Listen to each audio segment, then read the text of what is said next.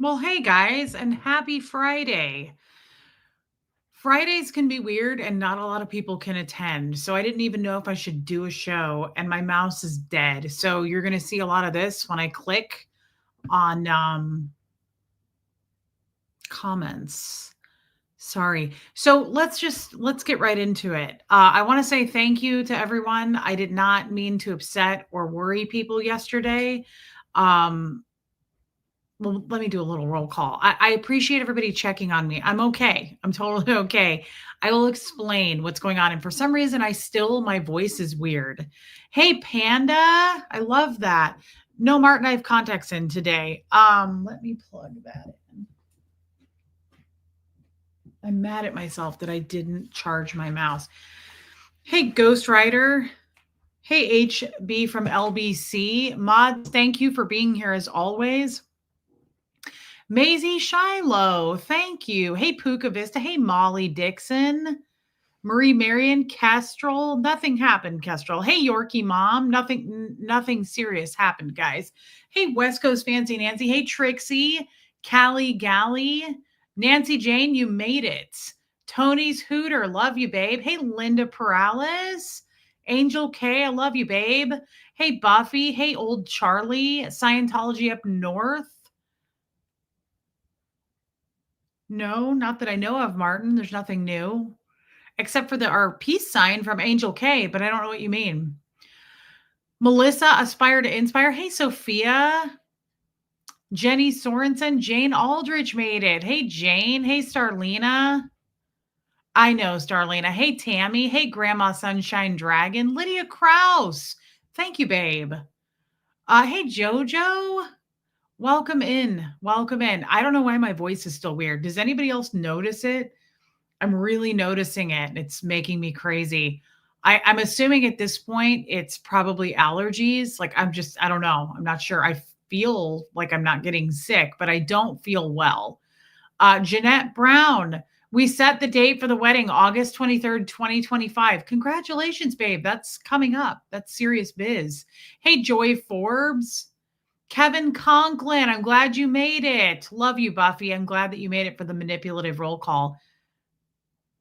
No, there's nothing new there. There's a little avocado that Armine got us, but that's been there.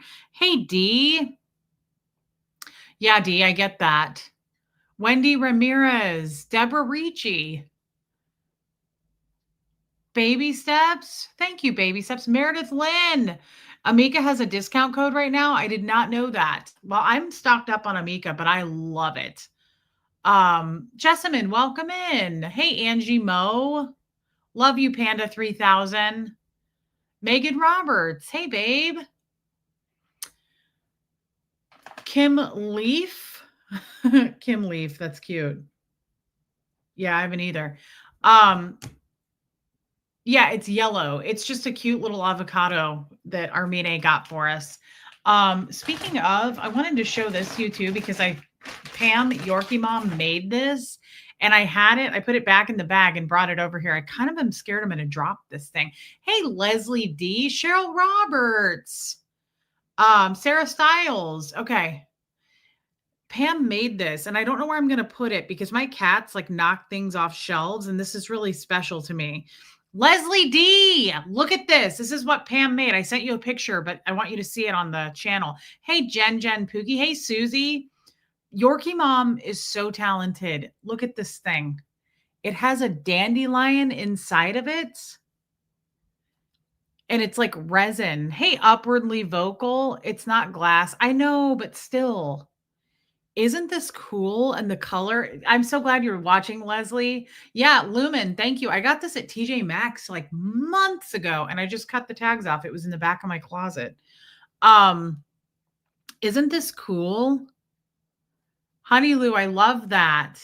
Isn't this so cool? Hey, Anna Banana. Pam is so talented. It is really cool.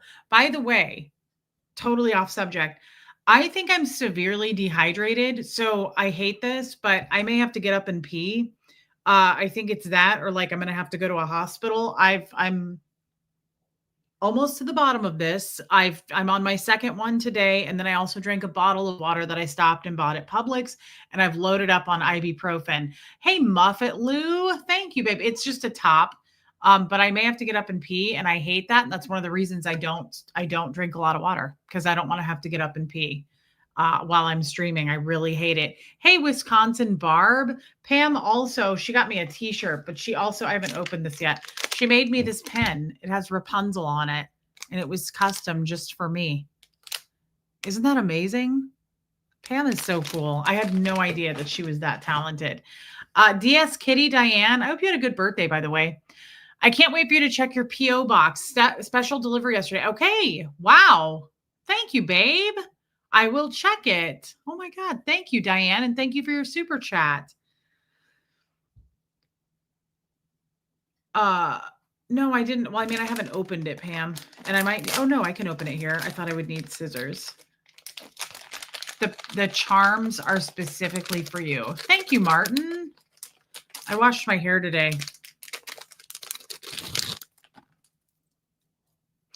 Oh, I see what you mean now. A horseshoe, a star, a heart, a flower, a cat, and a dog bone. Look at that. It has charms on it. Pam, that is so cool. Hey, Gemini girl. Hey, Renee B. No, I haven't seen it, Renee B, but I don't go check out that dude. I only see him if he like pops up into my feed. That's the only time I forget he exists, to be honest. He's such a loser. No, I didn't see it, but I'm not surprised. I mean, that guy can't make any content. He just rips things off and has no original anything. He sucks and he lives with his mom. Enough said, right? Well, not enough said. He's also a racist. That's probably the worst of all of it. I will. Thank you, Marie Marion. If I have to pee, I'm going to pee. I've been really, really chugging water today. Yeah, no one cares about that dude. I mean, once you start hating people because of their race or their religion, again, your credibility, like, shot. I don't care about that dude. He's a pathetic turd that won't flush. So, well, Castro, that's not the same thing, is it? It's not the same thing. What was I saying? I really appreciate what everybody came and yeah, Cheryl Roberts. I really, really appreciate you guys. Like I had a really hard time yesterday and I still haven't fully recovered. It's both physical and mental. I'm not right. Something isn't right. Like physically, I don't feel right. And I don't know if it's because of something that happened that I went through yesterday, a conversation. Hey, Go the Greek. I can't explain it. I haven't ever felt this way, and it really, really rocked me. Thank you, Dawn. Guys, I'm totally fine. I'm totally fine. Just mentally and physically, I'm a little bit off. It's just kind of was a self-care thing. And it wasn't even so much self-care. I couldn't stream yesterday. Like a couple people were like, hey, you going to stream? And I was like, it's not that I don't want to. I can't. I just can't. I didn't know how else to describe it. Something happened just with my Scientology stuff yesterday. Like Scientology passed and I had forgotten about something. And it really, I haven't really, yeah, very drained, Jojo, very destabilized, Lumen. I felt incredibly destabilized with what happened. It's really, right, like, that's, I'm just playing with this paper. Sorry. I don't feel like myself. I typically, hey, rocks in a box. I don't get rocked like that to where I'm like really unable to carry on. But that happened to me yesterday. I went to a really dark place that I didn't expect to go to. And then it rocked me physically. Like I have had, hey, Taz the Bulldog, since I got up today, I've had, hey, Shay B, I'm happy to see you. I've had a horrific headache. I feel like there's like an axe in the side of my head and I can't seem to kill it with Advil. And I'm having really, really bad cramps up and down my legs, like radiating pain. And so I don't know if it's from what happened yesterday, but I feel super mentally foggy, like really, hey, Charlotte, super mental fog, like slow. I feel very slow, like I'm having to work through things and think through the most basic stuff. I love you, Yorkie mom. Well, I've never really had this happen to me. Hey, Lisa F. And even still, like this headache is so bad. But I realized this morning when I woke up in that much pain, I didn't drink any water yesterday. And I'm not very good at drinking water. Well, Dawn, it's not a blood clot because it's both. And it's like I can tell it's a sign. Hey, Liz Tricks, it's a sign of dehydration for me. Like extreme headache and extreme cramps in my legs is definitely I know I'm dehydrated. Thank you, Joy Forbes. I took yesterday off, actually, and I don't like to take days off from you guys. So I'm good. I'm good to be here. I'm happy to be here. And I need to talk about it. That's the other thing is I need to talk about it. I need to talk about, hey, Christy Lynn Wilson. Hey, Joanne Hawley. I don't think it's an infection. I don't feel sick. It's nothing like that. You know how you kind of know your body? Like I knew it the second I woke up this morning. I think, hey, Mar Lugo. I know. Mar, I think it's a no, Lydia, it's not that. I think Mar, I'm having extreme, miss you too, Megan, extreme dehydration, Mar, but also I have allergies really bad here in Tennessee. And I take Zyrtec yeah, Mar. I take Zyrtec every day. And I also do Flonase. And this, I remember this time last year, it was like I couldn't do anything about it. And when I talked to my doctor about it last year, hey, Trisha Kelly, she was like, Tennessee is the worst for allergies. Hey, Susan Weimer. My God, it's been a long time. I'm happy to see you. Whine a little bit more. Hey, babe. Yeah. And so I'm chugging water and I've been doing it all day. And I think it's better. Like it's definitely better than it was when I woke up this morning. Um, Brock, welcome in. I'm glad that you popped in to say hi, Brock. Thank you for coming in. Yeah, Kevin Conklin. Yeah, I was super emotional yesterday. Yesterday was incredibly like really shocked me in ways that I just didn't expect. So I kind of want to go through that with you guys. Enough of the physical stuff. Like it'll be okay. If I have to pee, I have to pee. But guys, I don't have a blood clot. I don't think I have an infection. I don't think it's anything like that. It's like 100 degrees here. And I'm not taking care of my body is kind of the bottom line. And yesterday was just not a good day. So I had a conversation yesterday that I did not expect it to go where it went. And it was someone, yeah, Mar. Okay, I'll take some more. I just don't want to have to get up and pee, but it's going to happen. So I have a hamster bladder anyway. Hey, Air Supply. Look how huge this bottle is. This is my second one today.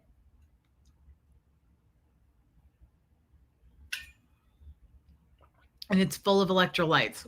And I don't like the flavor.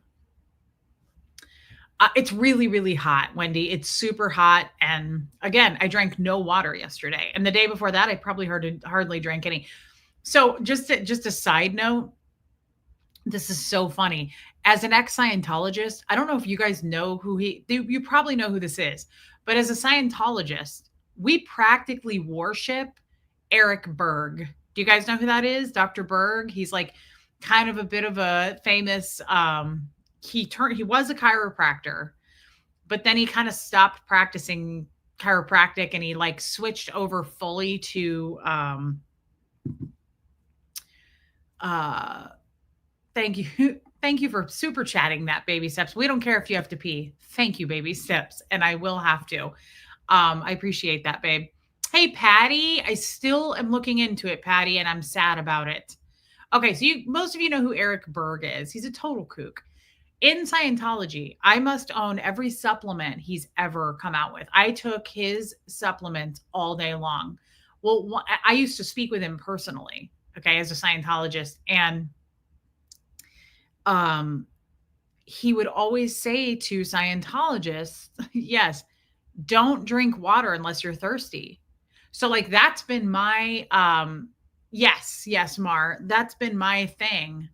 Um, Forever. He tells Scientologists only drink when you're thirsty. So that's been, I was just about to use a Scientology term. That's been a stable datum. That's a stable datum for me. A stable datum is just like something that you operate off of. Like it's the sky is blue kind of a thing. So he only used to tell us only drink when you're thirsty. It's a myth to like drink too much water and you'll flush out all the minerals and electrolytes. So don't do it. So my whole life, not my whole life, but like the last 15 years, I've been taking all of his supplements, like around the clock. The dude's a total quack. And I would, hey, Bigsy, I would, Lori, you didn't offend me at all. You're totally fine. Hey, Moon Taxi, you're totally fine, Lori. Um, Only to drink when we're thirsty. So I've always adopted that as total truth. Why not? I was a Scientologist and we believe him like God. Eric Berg is like a god to Scientologists. Like he is the go-to for any kind of health anything. And my in-laws, Doug and Brenda, hey Linda, Doug and Brenda bought me every supplement. I bought them too, but like the whole family. Doug would buy the whole family. Like he'd be handing out bottles of Eric Berg supplements. And me being diabetic, I was taking all of his like insulin supplements and all that stuff. Nothing ever worked. But he would always tell us only drink if you're thirsty. Don't ever just force yourself to drink water. Okay, well now here we are in this yeah, stable datum, Muffet Lou. It's a common thing. So now I'm trying to remember and remind myself because when I was in Scientology, I'd go, I'm not thirsty, so I'm not drinking. Now I'm kind of having to go, drink, Reese, drink, like remind yourself. I won't drink a sip of water till like 4 in the afternoon every day. I don't drink anything but coffee in the morning. So, side note, just ridiculous, just another ridiculousness. Thank you, Gloria. So, speaking of Scientology, I want to talk about something that I talked about yesterday with someone. And again, I did not expect this to come up and it was really rough. It was really hard for me. And I noticed something about myself yesterday. And I thought this was really interesting. Ow. Mar, I hate this that my mouse is broken.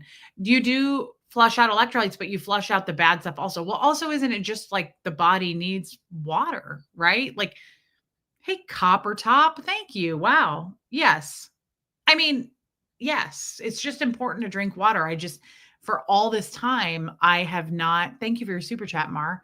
I have not put any importance on drinking water. And I only drink 1 cup of coffee a day. I'm not one of those people that's like drinking coffee all day long. I only have 1 cup. Um, yes, third eye open. I am drinking electrolytes in every water bit I've drank. So anyway, yesterday I'm having a conversation and I realized something. This may not come out sounding true, but it is true for me in my outside of YouTube life. My therapist actually said this to me at my last session.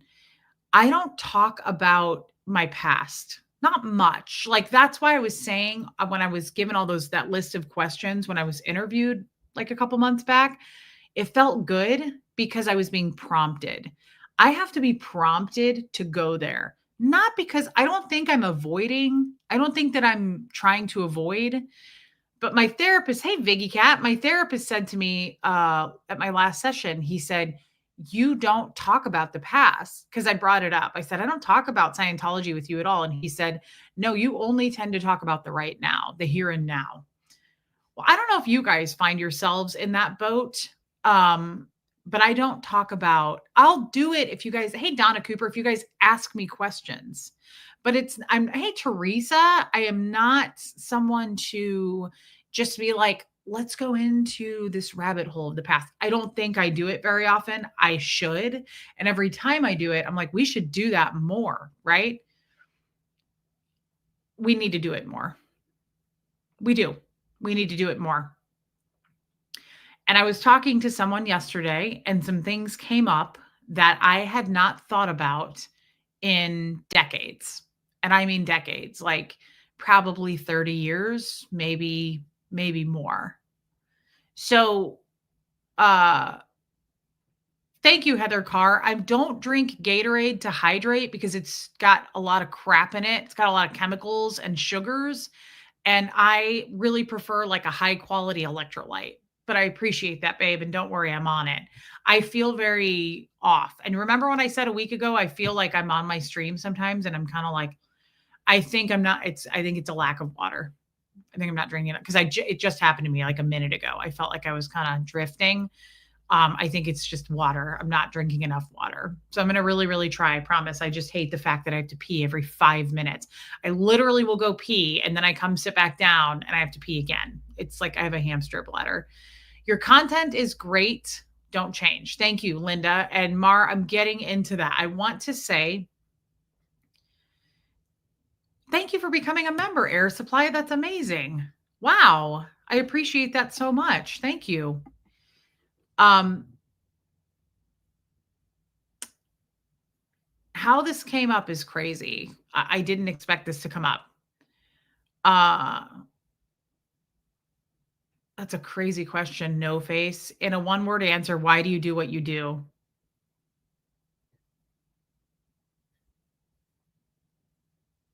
Relate. That's why I called this channel that.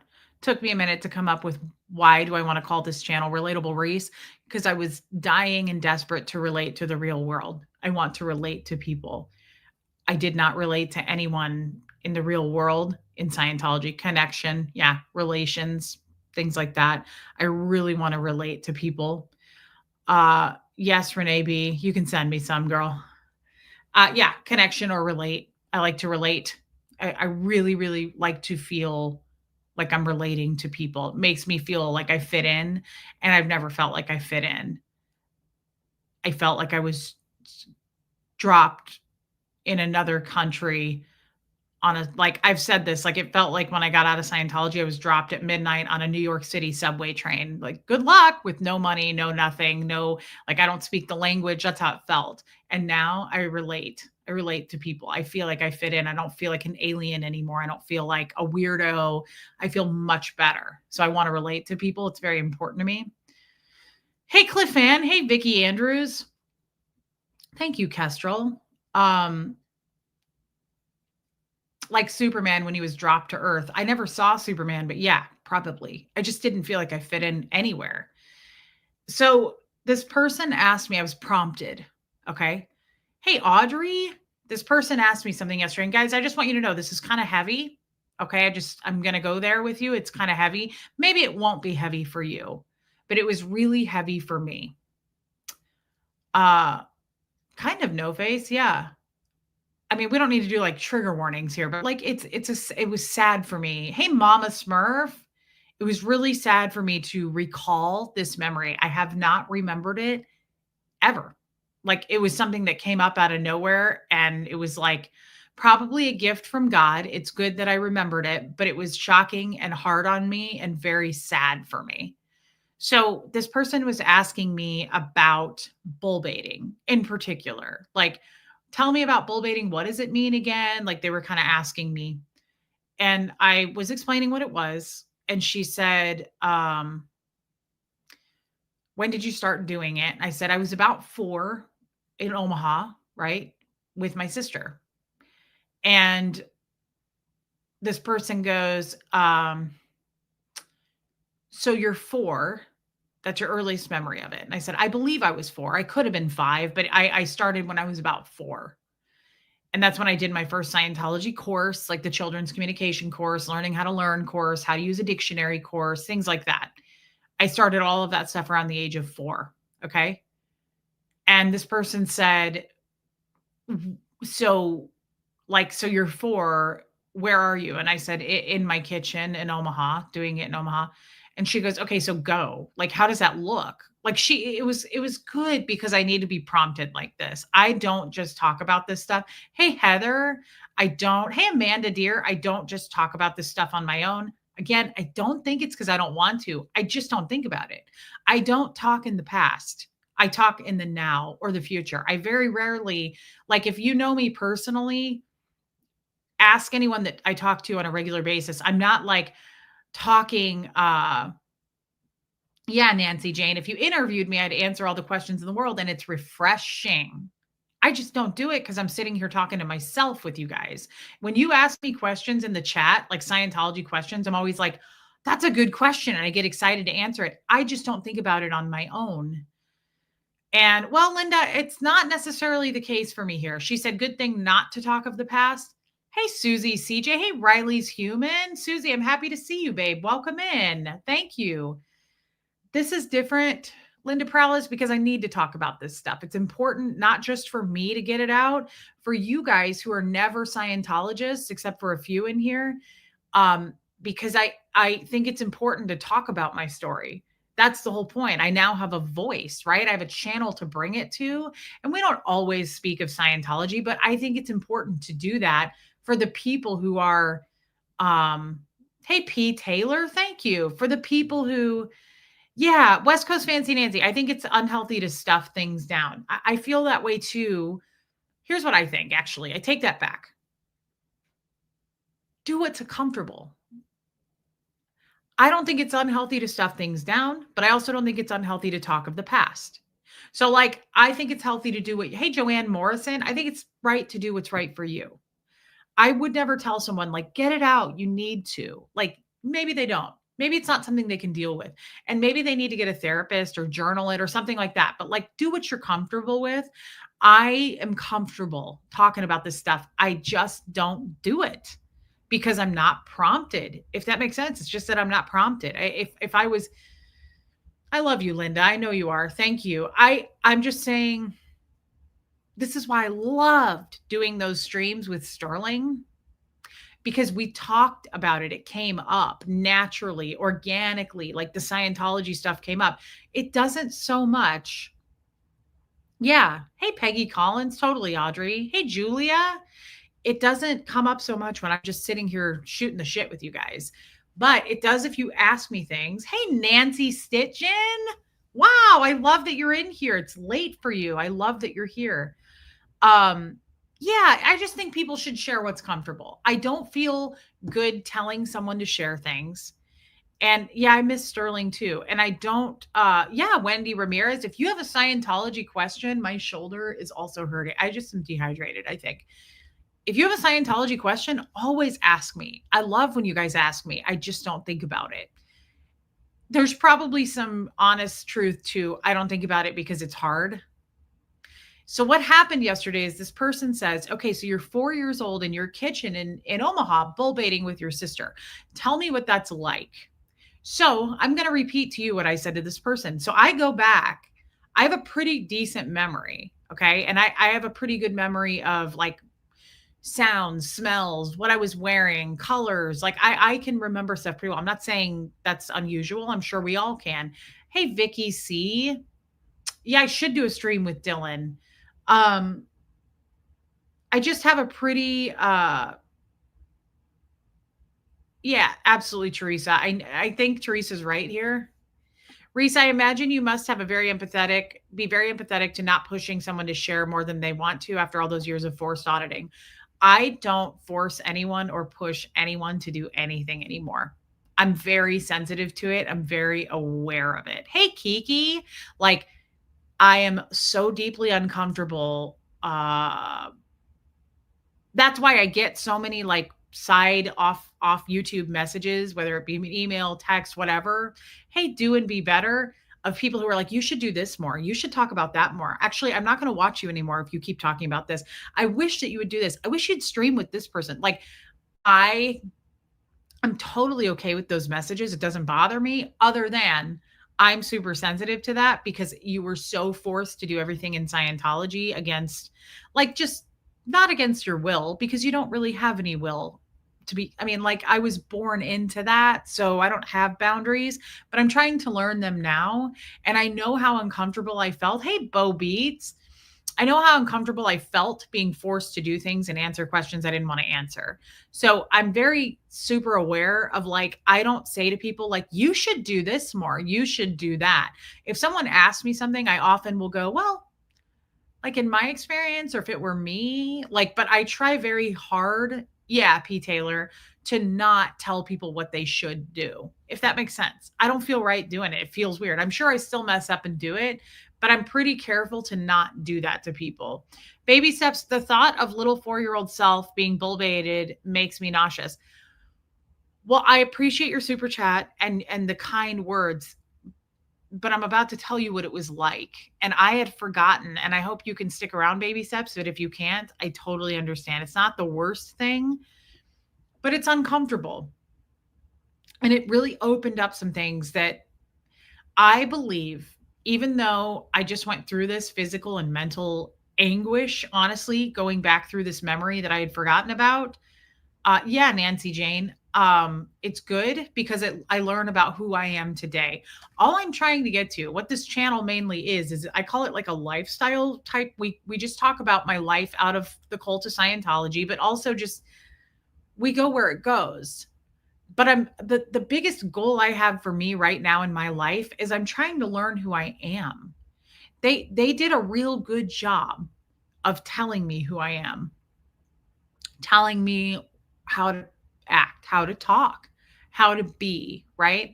So the biggest thing that I try to work on and be self-aware of every day is I will often think, is that me? Or is that who I was told that I am? Like some things I just know that's me, right? Thank you, Muffet Lou. Thank you, Martin. Some things I'm like, no, I know that about myself. Totally. But there are a lot of other things where I'm like, I'm not so sure if that's me or if that's what I was trained to be, if that's indoctrination from a very young age. So it's really important to me on how I treat people these days. Like it's at the top of my list.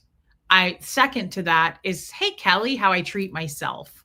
Trying to be way more understanding and soft in how I treat myself, but I really try to be aware of how I treat others. Like I don't want to be shitty to people, and I often find myself being shitty and then I'm like, I was shitty. I hate that I was shitty. And I don't want to blame all of that on Scientology. I just think that's kind of how I am too. Let's not forget, like, my favorite person growing up was George Carlin, not necessarily the softest, sweetest man, right? Like he's kind of was more my father than my real father. Now, he taught me a lot of things too. George Carlin taught me a lot of valuable life lessons, I think. I started watching him when I was 7 years old. So, the point is, I really want to know who I am, and I'm working hard and I'm trying to do it as fast as I possibly can because when I find something out, I'm like, I've always hated me. I've always torn myself down. I've always felt ugly. And every time I find something out about me, I'm like, you're not that bad. I kind of like that about myself. Like it feels good to validate me. I don't do it very often because it's in Scientology, we're so trained. Like, what did you do to pull that in? You're going to ethics. Like, you're always kind of in trouble. At least I was. So it's not like there's a lot of positivity. There's not even body positivity. Like, they hate gay people. Like, it's more negative than not. Right. So it's like easy for me. Thank you, West Coast Fancy Nancy. Always have been a negative human being that way. Like, well, that's their tone level. Well, that's they're an ethics problem. Well, that's they pulled that in. Well, they're PTS to an SP. Like it's always that kind of thinking. It's never like we love you no matter what. It's all conditional love, even to yourself, if that makes sense. And I am going to have to pee soon. Baby steps. Unfortunately, I've had so much exposure to others' trauma. I know you have, babe. Part of why I'm disconnected from some of my feelings, I'm here for you. I totally know you are. And I love you, baby steps. Thank you for sharing that. I get that. I really do. And I love you, girl. And I'm glad you're still here. Thank you for sticking around. And thank you for your super chat.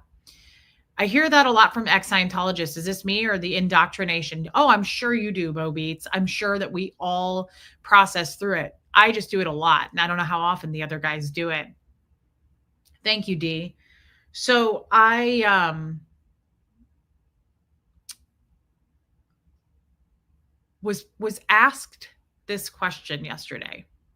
So you're 4 years old, you're in your kitchen in Omaha. What does that look like? And I love this kind of thing because it's hard for me. I actually have to go back. And again, I have a pretty decent recollection of things.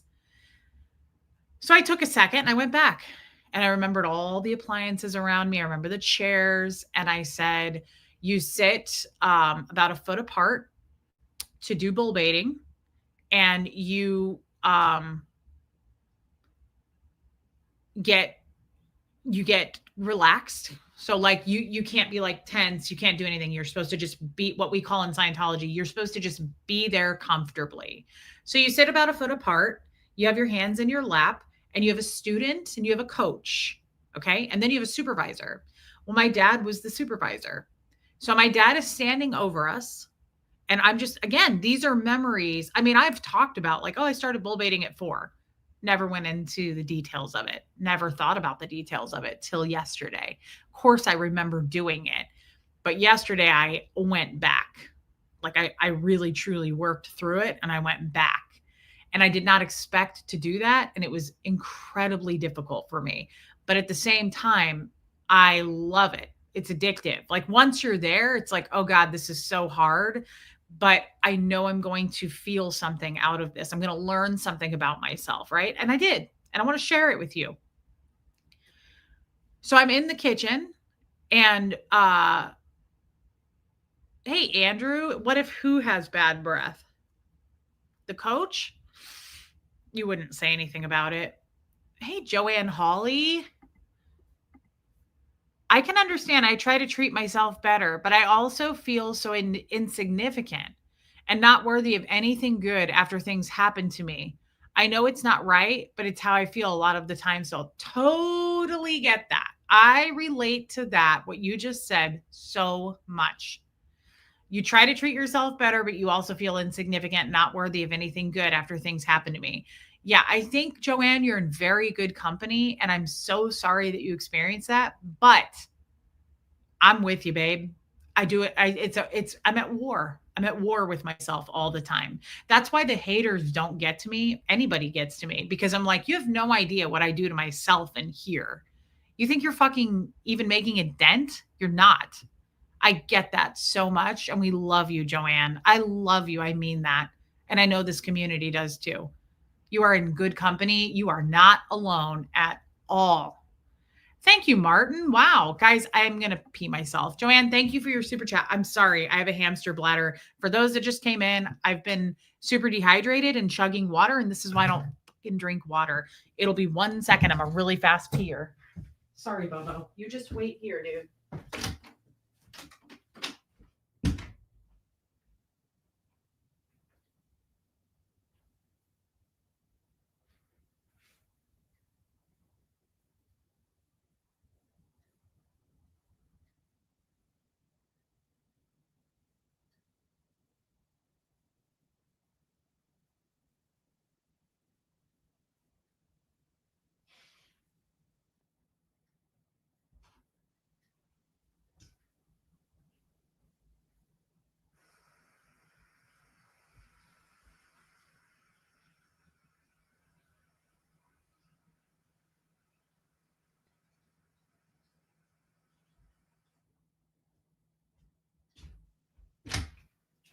Okay. All right. Sorry, everybody. That's better though, because I needed to, I don't want to do that on a full bladder. It was starting to hurt. Okay. So I'm in the kitchen and I hope it's okay to share this. Like, I hope this isn't stupid to share, but I do want to because this is how I get through things with you guys. And I feel often like you're a part of me, like through this journey of coming out of Scientology, my whole life of Scientology. I hope it doesn't bother you guys to share this stuff because I feel like this is like a group kind of therapeutic thing for me. Like it's hey, cherish high vibes. Like you've been with me all this time. It feels unnatural not to share. I guess if that makes sense. That's what I'm trying to say. Okay. So this is so fascinating and difficult. So I'm in my kitchen. My sister's the coach. I'm the student. Okay. And my dad, she's 8, I'm 4. And my dad is standing over us and he would always, I don't want to scare Gertie. This happened yesterday. I don't want to scare you, Pepper. I hope that I don't. If I do, I apologize in advance. Thank you, Christy Lynn Wilson. I love you, Joanne Hawley, and I hope you feel that. Um, my dad would always clap. My dad was a very intimidating. He always used he always tried to be very intimidating, almost with every fiber of his being. He used his voice, but he also used his body like to be intimidating. He was a tall, very tall. He was like 6'3", thin but tall. So he would always clap. Now that is his own, he dubbed that in. I don't know if that's a Scientology word. That is, we use it in Scientology. He dubbed that in, meaning he added that himself. He dubbed in the clapping. That's not a thing in Scientology. My dad dubbed in actually a lot of things in Scientology. And as I grew up and got older in Scientology, a lot of Scientologists said that. Like, your dad dubbed that shit in. That's not tech. That's not standard tech per LRH. Julia, there are way worse role models than George Carlin, possibly all of them. Julia, that's a great point. I mean, look at my dad. He was way worse. I love you, Julia. Thank you for your super chat. That's a good point. She's right. So he dubbed in the clap. So he would stand over my sister and I, and we would do this. My friend who asked me this said, "Did you do this every day?" And I said, "Not 7 days a week, but we did other things, not just bull baiting. We did other TRs, which is a training routine, which is bull baiting is a training routine. But we would study, like there was other stuff we would do, but we did this at least probably, I mean, bull baiting was one of the bigger things that I did as a Scientologist, especially as a child. Bull baiting was one of the biggest things that I have had done to me. I can't speak for other Scientologists, ex-Scientologists, I don't know, right? But I've had a lot of bull bait. I think my dad, looking at, I don't know, is it a masochist that's like into pain? I almost think I definitely believe this. I don't know if it's a fact. I believe my dad has no respect for women. None. I don't think he is fond of women. And I think that he's into inflicting mental pain on people. Okay. Sadist. Okay. Don't know for sure, but it feels that way looking back. Like he was extreme. He really enjoyed making us bull bait. Bull baiting is hardcore. It's to desensitize a person. It's to poke, prod, anything you can possibly do to desensitize and make them totally, I Googled it. Wonder if it's still there. No. I'm going to read because Google actually had a better definition of how I was able to put it to this friend. What is Scientology bull bait?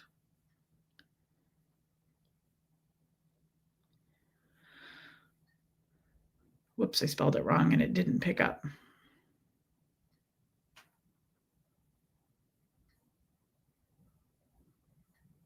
Okay, so it says bull baiting in Scientology is a training exercise used to help students achieve a state of spiritual awareness and control.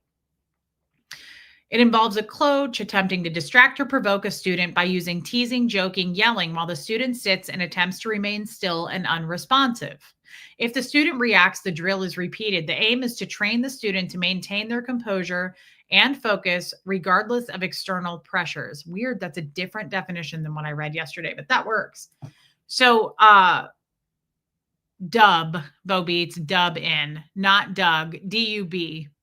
Dub in, never heard that term before. Yeah, it's swirling for sure. Dubbing in is adding to it. So like adding, when you are the supervisor of bull baiting, of doing TRs, hey, teacher nurse, the supervisor says, start, and it's calm, like it's not, and he would go start and he'd clap his hands. He's dubbing that in. That has nothing to do with what LRH told us to do. So it's just adding something in that's not there. D-U-B, dub. So he would yell, start, and he would I'm not going to do it cuz Gertie's right here and it scares her, and I kind of wonder if she was abused that way or something, like, 'cause she gets very freaked out by loud noises. "Hey, Mousy." So he would yell, "Start." And he really seemed to enjoy bull bait, like having us bull bait each other. So I was often the student. My sister was a lot the coach. And Debbie says digging crap out of the memory bank can be so painful, but so cathartic on the other side. I wish that for you with my whole heart. I love you, Debbie Zito. Thank you. He used Scientology to abuse us. Yeah. Yeah. So we would start and we'd usually do this. Hey, Tracy, we'd usually do this for a few hours in our kitchen. And I don't know if he had me be bull baited more than the other way around, probably because my sister was 4 years older and she was more aware of how to do it. I was 4. Like, I was kind of useless to do it back to her because I wasn't very good at it, right?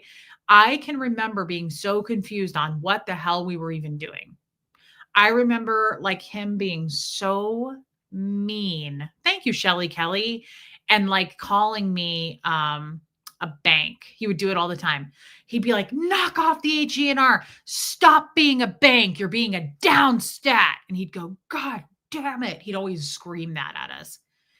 I didn't know what any of those words meant. And I know this because I remember that feeling of sitting in that chair. And I was like, oh my God, okay, don't be a bank. Don't be a bank. Don't be a down stat. No idea. Oh, for hours. Yeah, Wendy Ramirez. I've probably had 5,000 plus hours of bull bait in my life. Yeah, Stacy Toms. We're talking about Gene, my real father. So he would sit there and go, knock off being a bank. And I would be like, okay. And I felt like it was hopscotch. Like I felt like this is lava. Don't touch that. Like these are the rules, but I don't know what they are because I don't know what these words mean. I didn't know what a bank was at the time. So he would scream that at me and I would be like, and I would start to cry. And I remember my sister going, don't cry, don't cry. And I've talked about that before. I remembered that. But she was saying, don't cry. Like, it's only going to make things worse if you cry, because he would say, knock off that HENR, which is human emotion and reaction. So none of that at 4, right? Of course, like, don't control your emotions, right? So, hey, Susan Cook. And so I remembered up to that. Hey, Nicola. But what I had forgotten about came up yesterday. And it's not that big of a deal. I feel like I'm building it. It's not that it won't be probably that big of a deal for you guys. It shook me hard. So I'm telling this person who's asking me, and she's like, so this went on for how long? And I'm like, I don't know, a couple hours, usually 3 hours at a time. And he would scream, start. Boom, big clap of the hands. Megan, it worked. Thank you, Megan Roberts. She's been trying to super chat. That is so nice, babe. Thank you. Teresa, it is. You're right. I shouldn't downplay it. Thank you, Megan Roberts. You're an angel. He'd scream, start. Boom, start. And he'd stand there. And I'd be sitting there. And I was so scared of my dad anyway. He was so mean. I was so scared of him. He was never kind, right? Like never. And my sister would try to bull bait me. And it would usually, hey, Swedish Fish Andrea, it would usually last like, I don't know, you can't react. So if I go like this, if I go, hiccup, anything, flunk, that's a flunk. If I laugh, if I do any kind of reaction, no, Shelly, she wouldn't want to. She doesn't want to remember this stuff just as much as I probably don't, but I need to. So understand that bull bait, you have to sit there comfortably like this. So if you say start, it's this.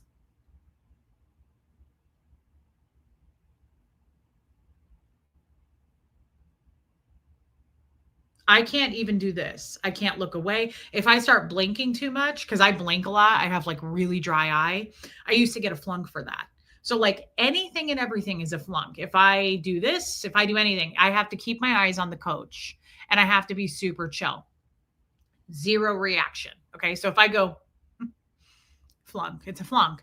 So imagine that. Like my sister's doing this to me at 4, and it can be silly too. Like I'd laugh, but he would get very angry and he would go, flunk. God damn it. He would like scream. And then he would go, sit in that chair. And I'd sit there. Sorry, Punky. And he'd go, start. Like he was always so angry. Brianna and I, my sister, would talk about the veins that would like pop through his neck and his eyes would be like really, he was very like sergeant, like drill sergeant. So it didn't help that like we're doing this and he's like mad at me, right? So I'm going through it yesterday and I'm remembering all of this and I got really emotional because he would say, I think this had something to do with someone reached out to me yesterday. Let me just say real quick, before I remembered this memory, before I ever went through any of this, someone told me, trying to be nice, people give their opinions of me all the time, right? Sometimes they're right. Sometimes they're a little bit right. Sometimes they're totally wrong. Someone gave an opinion of me and said, you don't realize because of your Scientology background, like how mean you can be. You don't realize it, but you are, and you can be. That made me very sad. This was before I had this memory come up yesterday. This was hours before that. And it made me very sad. It made me not want to have any friends. Hey, Eric, it immediately made me go, I don't want to be friends with my friends anymore. If that's true and I'm hurting people and not knowing it, I don't want to talk to anybody. Because if it's me being a Scientologist and I don't know that,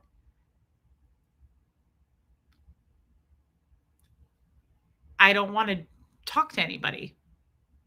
Like if I'm doing something I'm unaware of and like hurting people's feelings, I don't want to have any friends because I don't want to treat people poorly. So I was already thinking about that yesterday. Okay. So fast forward to me having this memory. I remembered something that my dad had said and I totally forgot about it. And it makes sense why I would forget this. When you're bull baiting somebody, you can't, like, if you're not getting a reaction, that's a problem. You need to get that reaction. You're trying to get that reaction. You have to turn it up. You got to turn up the volume on what you're doing. And I would get better at it and better at it quickly because I was so scared of my dad. So like I knew I wasn't supposed to react. So I quit the crying. I turned the tears off quickly, right? Like I learned that in a couple of days. Like, okay, it'd be like beating an animal probably. Like that's why I hate circuses. You think elephants want to do what they're doing? No, it's because they're beat into submission. Like any kind of an animal doing flips and tricks for you is doing it because it was sadly fucking forced to do that. It doesn't want to do that. Tigers don't want to ride bikes. They're beat to do it. It's awful. So I learned within a couple of days, I'm sure. That's not memory. I'm just guessing. I remember learning fast. He's going to be awful. So I'm going to do whatever he wants me to do. Right. So I remember getting better at it and better at it. And she wasn't able to get a reaction out of me eventually. And I was getting better. And I remember, and this just made me really sad. It's not that intense, but it was for me because I've forgotten about it. He started screaming at my sister. And he was like, he kept saying to her,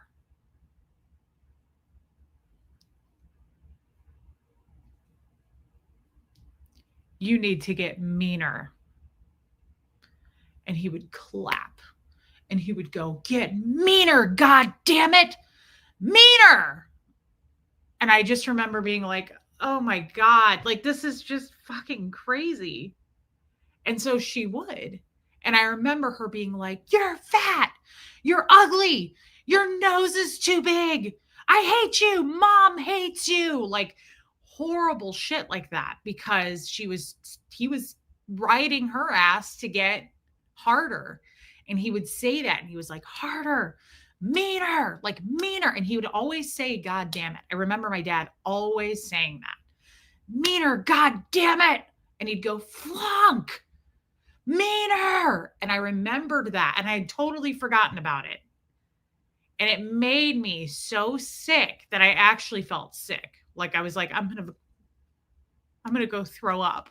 Like it made me feel really. So the person who's asking me this said, did your sister like console you? Was she comforting you after that? And I said, hell no. I hated her after that. It caused division between the two of us. And then that's kind of what I realized is I've never been close to Brianna. Never. I hardly like I just had my first Thanksgiving with her this year. I don't even have any memories of anything with her. I hated her. The second we were done bull baiting, we were as far away from each other as we could possibly be. She didn't want to talk to me and I didn't want to talk to her. Like it caused me to hate her. And she hated me. Like we did not want to be around each other at all. And I think, hey, Michelle P, I think it caused that. Like seriously rocked our sister ties to each other. Like I didn't grow up having a sister. I remember hating her. And I think it started at such a young age of like he was it makes me think of like dog fighting. Like I feel like he was like dropping something like bait in between us, well, bull bait, and like putting us there and like harder, meaner. Like it was so bad. We didn't want to do it. Neither one of us wanted to do it. And it was so fucking terrible. Like it was just, I forgot all about it. That was child abuse. Yeah, Marlugo, no question. It doesn't change anything, no question. You're right though. Like it's so eye-opening. I have had the worst headache ever since. Like I have not felt good. I felt sick ever since. My body is aching from head to toe. I've never had physical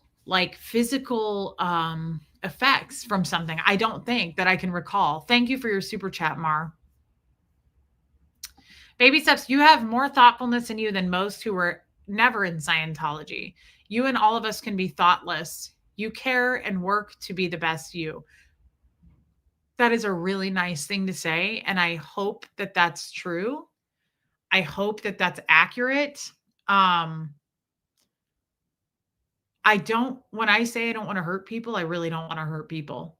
I spent a lot of time hurting people and being hurt in Scientology. It is real and it is,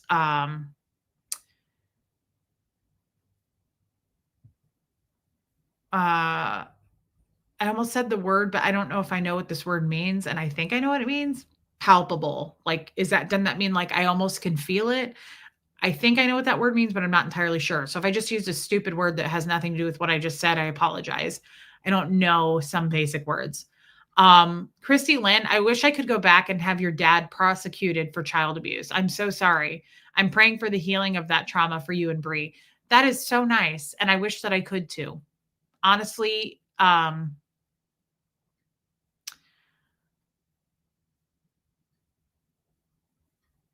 it made me, after I remembered that yesterday, thank you for your super chat. I'm sorry. I'm slow. Ever since I went through this yesterday, I feel slow. Okay, thank you, Vicky Andrews. I feel like I think very fast. I'm pretty fast with my thoughts. I haven't felt right since. Like I feel like it's very weird. I don't know how to describe it. I felt after thinking about that. See, I'm suddenly really hot. I felt after thinking about that. Do I hate my dad? Because in that moment yesterday, I hated him. And I haven't felt that kind of hate. And you know how I say that a lot? Like, I don't think I hate him. Hey, Alana.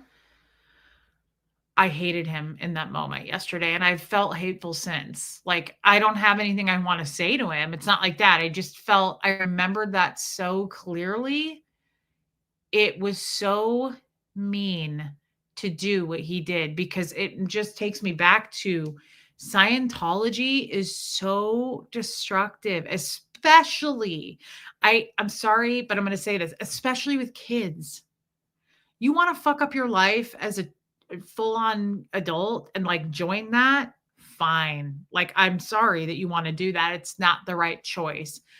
But It is so wrong to put a kid in that. I remember what it was like. I'm sure there's more stuff that I don't remember, and I'm probably best to leave it there. Hey, Aline, but it was so horrible sitting in that kitchen.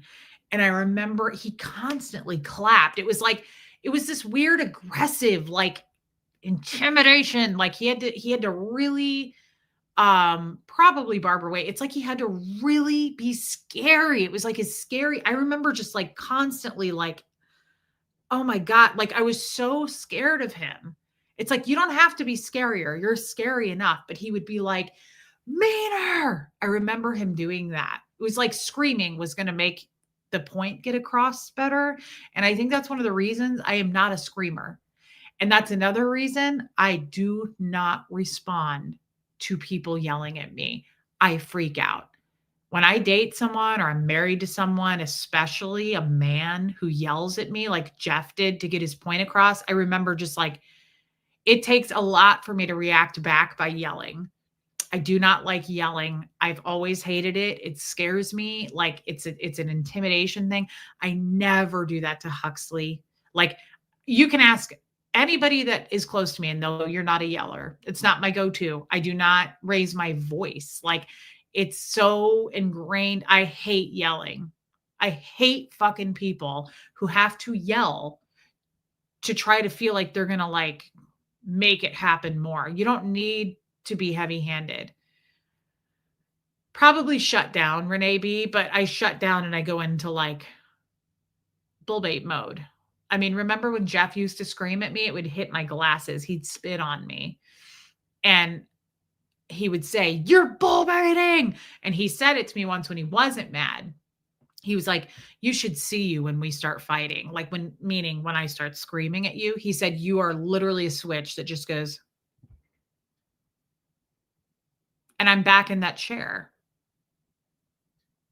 And I know he was telling the truth. That's true. When the heat turns up in an argument, I immediately lose all animation in my face and I just get very because I honestly think it's like I feel like I'm being bull baited. So I go into that mode of like, take it, keep taking it, keep your TRs in, take it, don't react, no response. Like that's very much you're not going to see me like behind the scenes screaming at people. So if there are videos out there that I'm like this evil screamer, you can count that one, cross that one off the list because that's an untruth. Just so you guys know, there's a lot of truths probably out there about me being evil. That one's not it. Pam says, "I love you, and I'm sorry you were raised by him. You have so many people who love you now, and we've got your back. You have turned into an amazing human being in spite of what you've been through." I love you, Pam. And this last weekend was so uh eye-opening for me to have like those true friendships. Like not going anywhere friendships, that's another big thing for me as I have like fear that people are going to leave me. I have a real issue with that, like rejection. That's one of the reasons I leave first because I don't want to be left. And I know that you're not going anywhere. I know that you guys aren't going anywhere. I have to remind myself of that, but I love you, Pam. And thank you for saying that. And thank you for your giant super chat. That is so helpful and kind. You did not have to do that, but thank you. I appreciate it. Yeah, Jessamine, I get that. Thank you, Jill Turner. So that's one of the reasons I don't react to a lot of things. Like that's why I laugh at a lot of the haters because I'm like, look at how reactive these people are. Like I'll be silly and I'll say something, "Hey, Paula Penley," like something like, "Some of you didn't do TR bull bait," and it shows. I'm being kind of serious when I say that, right?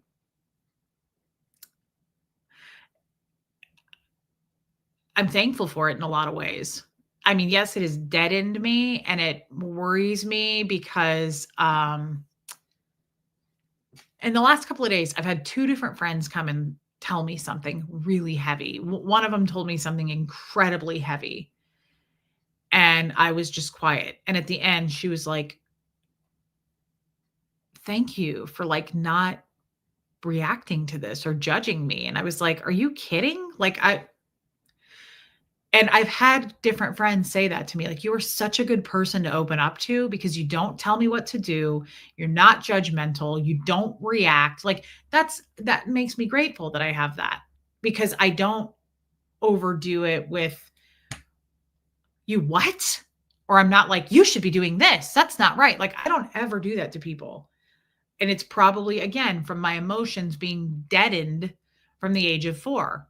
I have emotions. I absolutely have emotions, but I don't feel like I'm like, "Blah!" I don't do that. Like, I'm very okay. Like, I like that. It sucks that that's kinda how I had to learn it, but I do appreciate that about myself now. It helps, I think, me to raise Huxley because he is so like, "Thanks, mom." Like, he knows that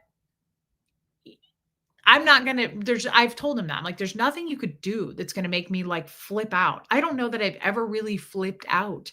I remember flipping out on Jeff when he would get bad enough. It happened a few times, and I would, like I have actually an audio of it that I listened to where I was like, "You threatened my son!" Like, I was screaming. You get involved with Huxley like that in person. I mean, I know the haters call his school and try to taunt me and poke and bull bait. That doesn't work because you're not in our house. But if somebody were to do something near my kid, yeah, I'd be a different person. And I think most people, most parents would, right? Of course, people have their limits. Hey, just Joan, that you're going to push them to.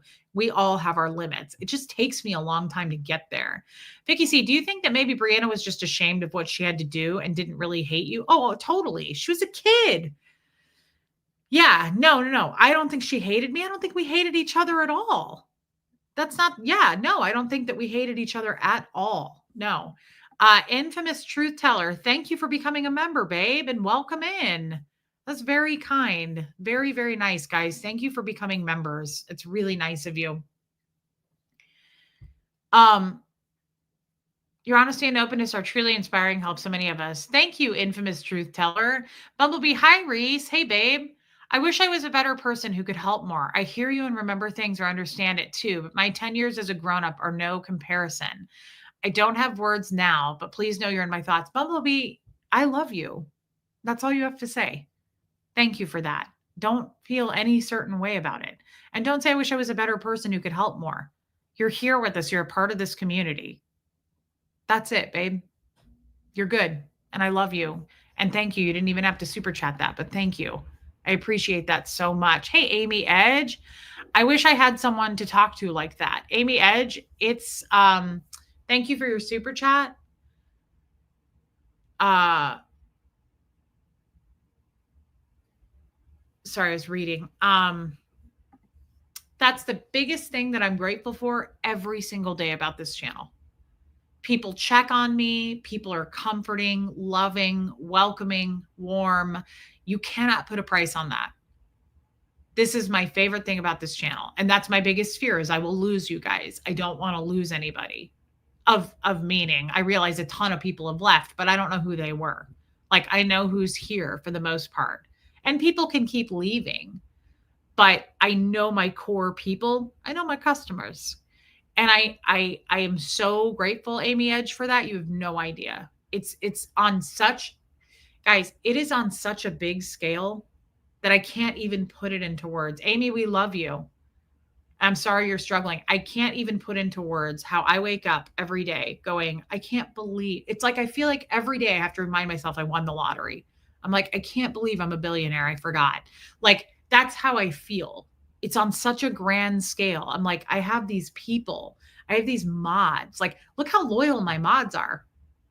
Look how much they've stuck with me. And I'm not always the nicest. I'm an asshole. I don't check in on them. Like, they go through stuff and I'm not checking in. Like, I often think, I can't believe these people are still here.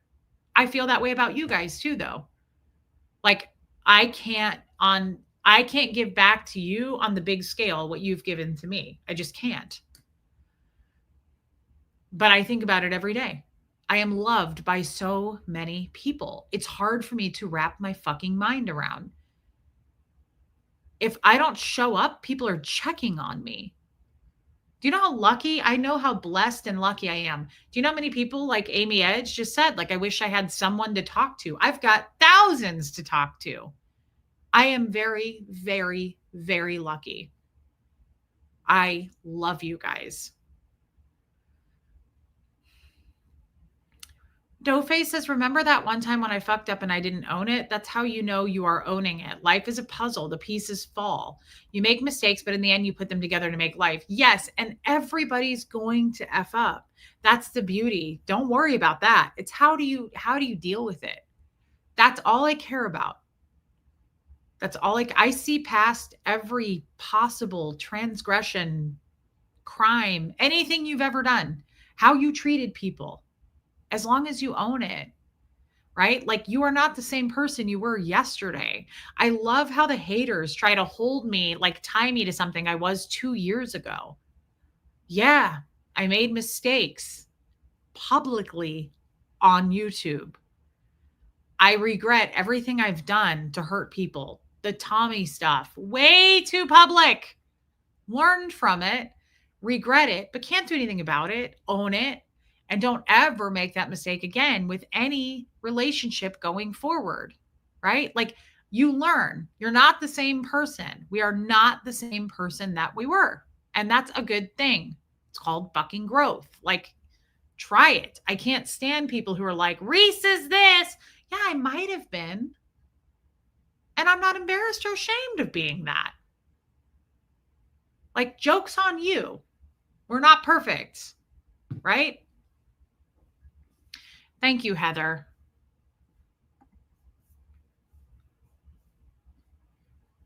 Mar Lugo, when I was a child and my mom would spank me, I did not allow for her to see me react. I could see that about you, just knowing you. I kept a straight face. I do not allow for people to see me react. That's why I tell you a lot of Scientology's ways I connect with. You are a very strong female, Mar Lugo. That makes me a little sad, but I totally, totally believe and see that about you. I'm sorry that happened, babe, but I think it's a good thing too. It's strength. Like, don't let them see you react. And thank you for your giant super chat, Mar. That's what they want. Reactions. That's where we have them beat. They're stupid. Well, they react, but they're also stupid. Really dumb. The haters are not very bright, but it's incredible how quickly they react. I think it's not the greatest thing in the world to have not everything deserves a reaction. Some things do. Not everything needs your reaction or response. Sometimes, do you ever notice people are trying to get you to react? Don't give them that. Don't react. Like, there are awful people out there. They might even be family members of yours. They're not strangers and they're not necessarily haters.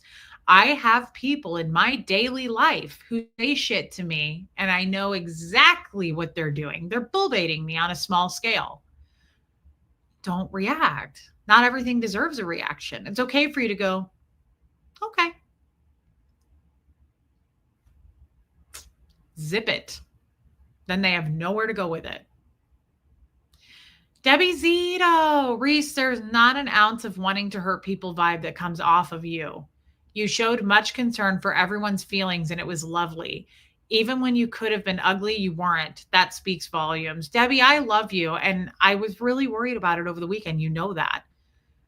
I felt bad a couple of times, and I was like, I feel bad. Remember that? I would get in my feelings, and I was like, oh God, I shouldn't have said that. I shouldn't have done that. Like, I worry about my true self. Like, I'm totally my true self here.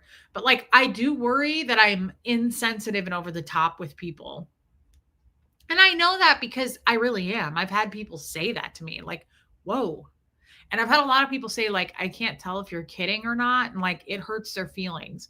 So I just try to be really aware of it and not so harsh. Like, some people are sensitive and I can come off like I have a loud personality. So Debbie, thank you for saying that. And thank you for super chatting me. That was so nice. Love you. Hey, Lindy. Thank you, Debbie. Well, Pam says absolutely not, but Pam, you have a strong personality too. That's why you and I are so close. I also try to be super aware of people who are more quiet, maybe a little bit more timid, and I purposely reel myself in because I will spot the person in the room who's timid and I don't want to be, "Rah," I don't want to be myself around them. So I'll kind of scale back a little bit and, hello, and try to be a little softer. But I'm good at that, like reading the room. I'm pretty good at that. But I worry that I do come off as harsh and I don't want to. Yeah, Trixie. Now, there was another thing that I talked about yesterday that I haven't shared with you yet, and I would like to. It's another Scientology memory, and it's upsetting. Okay, kind of like the other one, but I want to share this with you because it pertains to the same conversation, and I don't want to stretch it out to another stream, even though I think we should talk about this stuff more. This person who was asking me that question was asking me about when I joined staff and when I met, hey, Abigail. Oh, I missed your super chat. Sorry, Abigail. Let me read it. I gotcha. There you are. Sorry, Abigail. I got into my thoughts. Thanks for reminding me. And I'm sorry I missed Liz Trix's super chat the other day. Feel bad. I hate missing a super chat because I appreciate super chats so much. Like they really, really help. And I never want to come off like, "Oh, I just missed it because I don't need it or I don't care." Like I don't ever want it to come off like I take it for granted. If you have a membership, if you give me $1, like it means a lot to me. You don't have to do it, and I take it as like what I said about tips. Like I always tip my server usually more because I like them and I want them to know I appreciate them. So I feel the same way. That's kind of what a super chat is to me, that like you don't have to do it. You choose to do it. And it's like you're tipping me because you got something out of this. So the point is, I just don't want, and I don't ever want to miss one because I don't want people to feel like I take it for granted because I don't. I'm very grateful for it. Dear friend, I'm glad you're here, Abigail. I hope all is well with you and that you are as healthy in body as you are strong in spirit. That's lovely. That's in the Bible? Like, that's crazy to me that that's a quote from the Bible. That just doesn't feel like it. The Bible just seems like such a cool thing to read. I expected it to be this like daunting book. That's so soft and warm and friendly. Abigail, thank you for that. And thank you for your super chat, babe. That's okay. Everything, right? It's okay. So I know you do, Pam. You really do.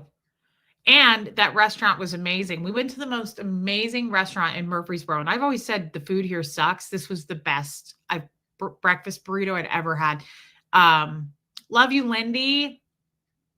It was called Goodness Gracious, and it was so good. And our server, Jesse, was amazing. And the coffee was good. I've never eaten with people, like everyone next to me, everyone in that table was like, this is the best food I've ever had. It was so good. Good place. I hope it's locally owned. I forgot to ask.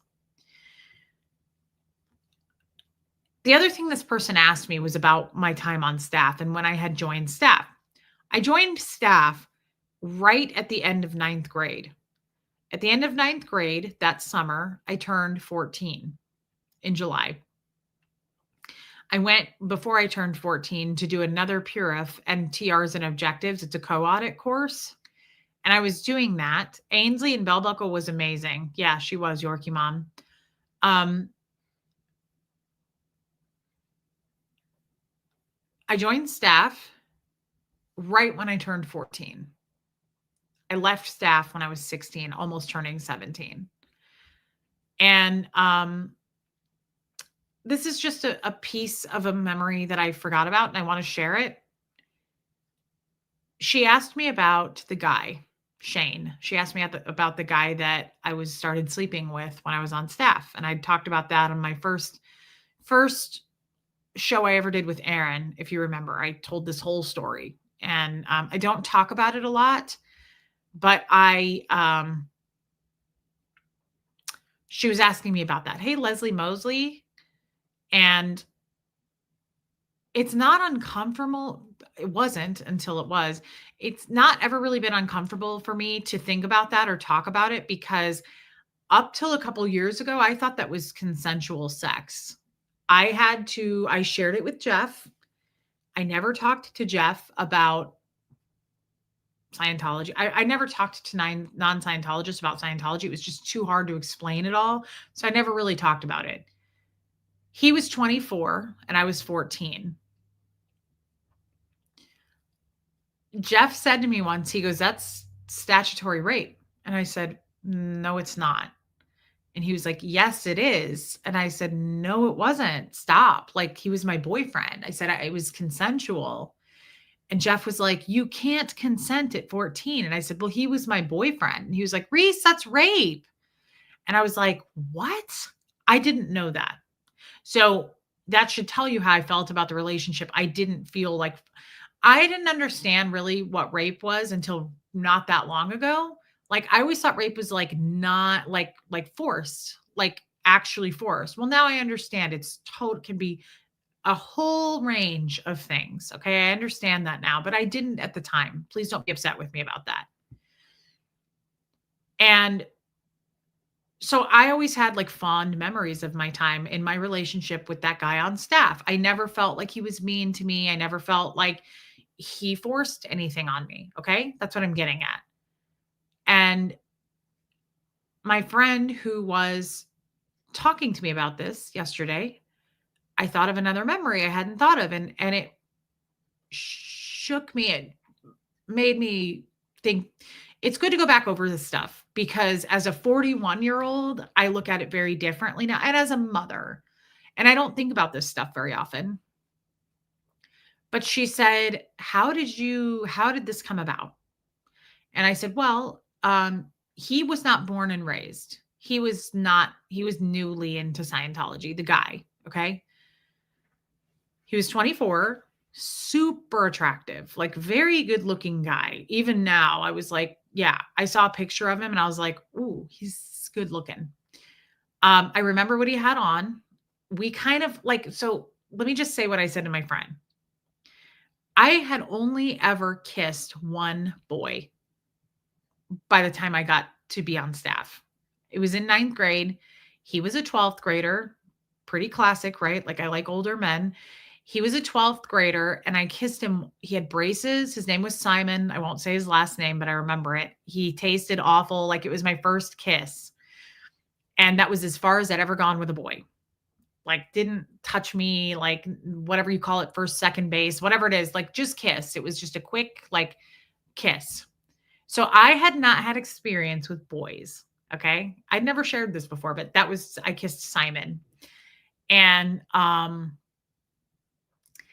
I had no experience with guys, men, boys, whatever. So when I joined staff, she asked me, she goes, "How did this come about? Like, how did this happen?" It happened quickly, like within the first month of my joining staff. And the reason I bring up Simon is because I didn't know yet how to use my body, like to flirt. I didn't know how to use my words. Like, it's not like I was experienced, right? So I remember feeling awkward with him. I caught him looking at me a lot. I caught him talking to me a lot. And it went on for like a month. And he started giving me rides home. And one night, he took me back to his house. And I remember exactly what it looked like. We were sitting on a couch downstairs in the living room. It was this house where it was kitchen, like a tiny dining room area, and then a living room with a couch. And then there was a big thing of stairs to go upstairs to 2 bedrooms and a bathroom. There was a bathroom downstairs too. Yeah, Teresa, that's a good point. That may be why I don't like kissing. But I've always hated saliva and I've never shared my drinks. So I don't know. It's kind of a combo of things. But I was sitting on his couch with him. He took me back to his place instead of taking me back to where I was staying. And I'm 14. I had just turned 14. He was 24.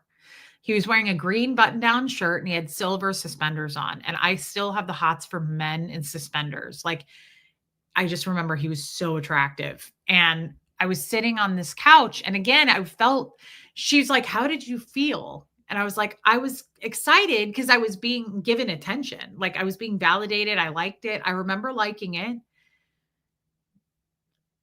But I knew I was uncomfortable being alone with him in a home. Like I knew, like it was this like kind of excited feeling, kind of nervous feeling. Like this, I know this is wrong, kind of, but I was like, he was so flirty with me. I was enjoying it. I'd never been really flirted with. It was just a whole new set of feelings for me.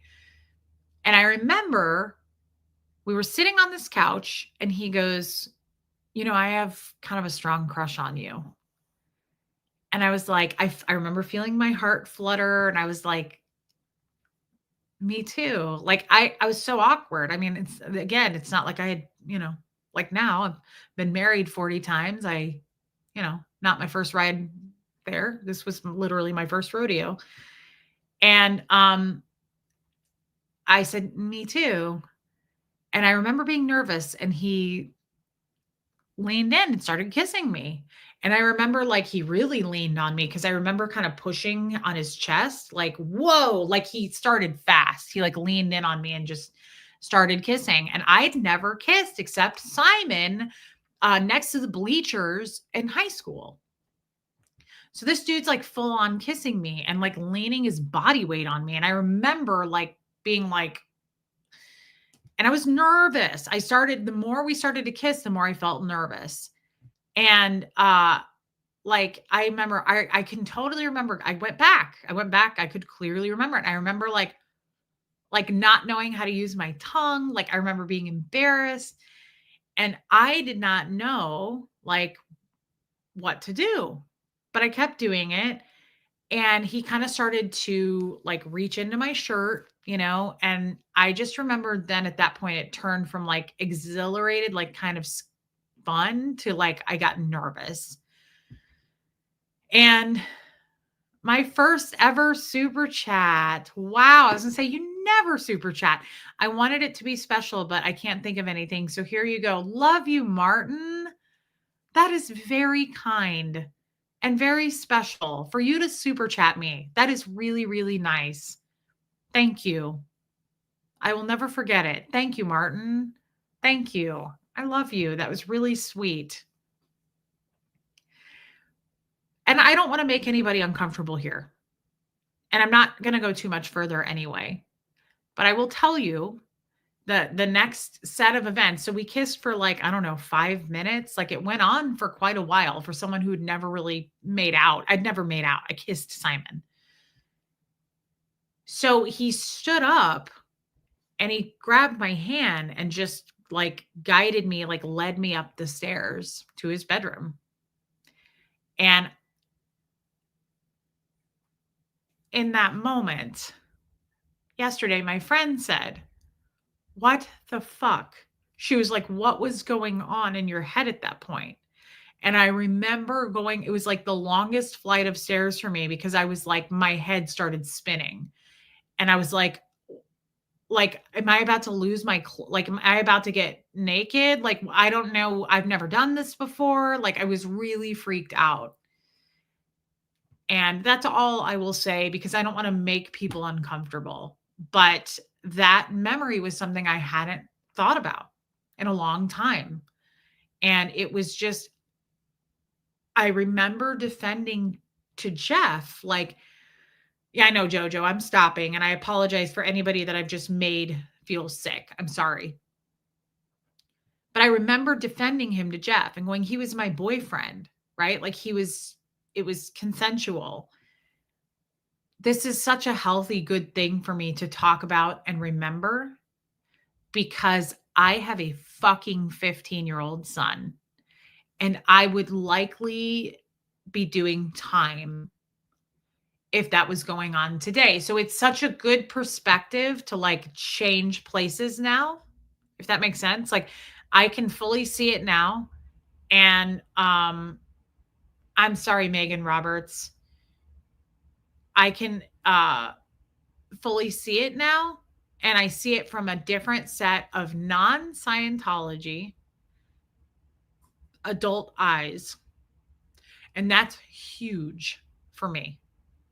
I no longer defend Scientology or Scientologists. I have finally stepped into the real world long enough. I feel way more seasoned, and I thank you guys for that, because I don't think I would be feeling this way if it weren't for this channel, for this community. I have always defended it. He was my boyfriend. It was consensual. I was 14 years old. I had just turned 14 years old. He was 24. And that is like, I have proof of it. Like, I have a lot of proof of it. I wish that there was something that could be done, because it's still going on. I wasn't the only girl that happened to. There was another girl named Chelsea that was sleeping with an older guy when I was on staff. She was my age, or she was a year younger. Trixie, sending hugs to you, Reese. I'm sorry you went through that. Thank you, Trixie. That's so nice, babe. Guys, thank you. I'm okay. I bawled yesterday through this. Thank you for your super chat, Trixie. I could not see straight. I was crying so hard about this yesterday. It was a mess. That's why I posted in the Facebook group and I said, I've been crying all day. I haven't showered. I didn't shower yesterday. I didn't brush my teeth yesterday. That was a first. I'm weird about mouth care. I couldn't do it. A couple people texted me and they're like, "You going to do a show today?" And I was like, "I want to. I can't. I literally can't. I can't talk words into existence." My head was pounding by last night. Like, I just really couldn't do it. And it's good to talk about this stuff. I know it's heavy. I know it's hard. And again, I apologize to people for like, it's not a funny show tonight. I prefer those more. But at the same time, like, we can't ignore these things. They should be discussed. And I hope that one day I can do this on even a bigger scale. And it's like, what's a bigger scale than YouTube? Because the whole world is watching, right? But I would like to be able to go around and even speak. I would like to help anybody I possibly can with this kind of a scenario, whether it be Scientology or any kind of occult situation. This kind of shit is happening. Now, I feel, no, it's outside of the statute of limitations, Stacey Thompson. I feel incredibly grateful at the same time to him, to Shane, because it could have been worse, if that makes sense. I never felt raped against my will. Like, it didn't F me up really badly. Like, I mean, I say that, but like, I'm pretty fucked up with men. Let's be honest. I mean, I prefer old men, and but I do believe that that's changed. Not the old men part, but I do believe it's changed. I'm seeing my worth in life. I'm seeing things for what they truly are for the first time, and I know I always used to make excuses and justify that. I know I shouldn't have been there. I know it was wrong. I should have been in school. I should have had a regular boyfriend turning like 16 or 17. I shouldn't have lost my virginity. Or better yet, it shouldn't have been taken from me like that. All of these things I now see so much more clearly. So it's a good thing.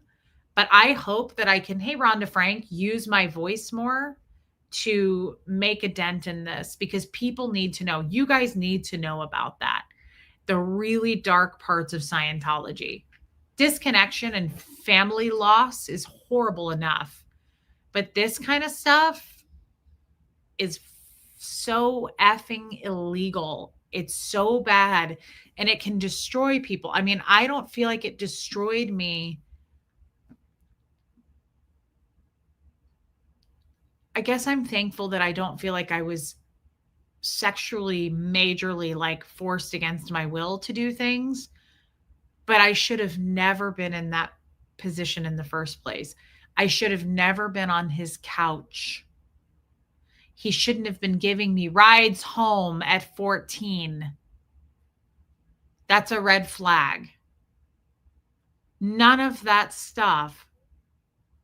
Now that you are seeing that situation in a different light, do you feel Scientology holds blame or just the guy? Both.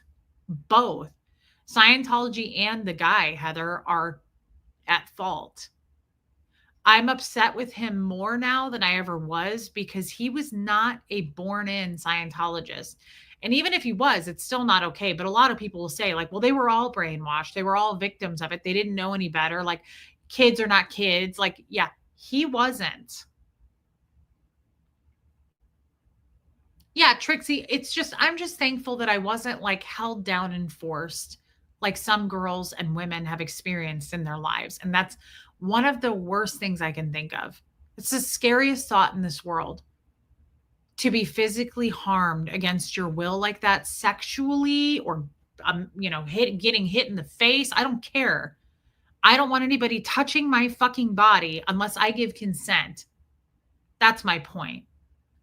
I am terrified of that. That's like my biggest fear is that like someone will, I can't even hardly think about. I almost would rather be dead than actually forcibly against my will like that. It's terrifying. And it happens every day, whether it's in Scientology or not. Teresa, when you share these stories, they don't just help you heal. They help others to re-examine our past where situations like this happened to us. Yes. I also used to justify a man's behavior because it was consensual versus forced. Yes. Yes. That's absolutely right. And Teresa, that helps me so much. That's the whole point of this channel, why it helps. It's so therapeutic for what she just said. Sharing my stories or just commonalities don't just help me to heal. It helps other people re-examine things. That's the biggest amount of emails I get. I'm going through this and it helped me. Your story helped me to deal with it. Because of your story, I'm now seeing a therapist. Like all of those things. You cannot put a price on that. It's so valuable. Teresa, thank you for your super chat. I'm glad that you're here, babe. Guys, I really have to pee again. It's that damn hamster bladder. Please give me a minute. I hate this. God, I hate it. This is why I don't drink water.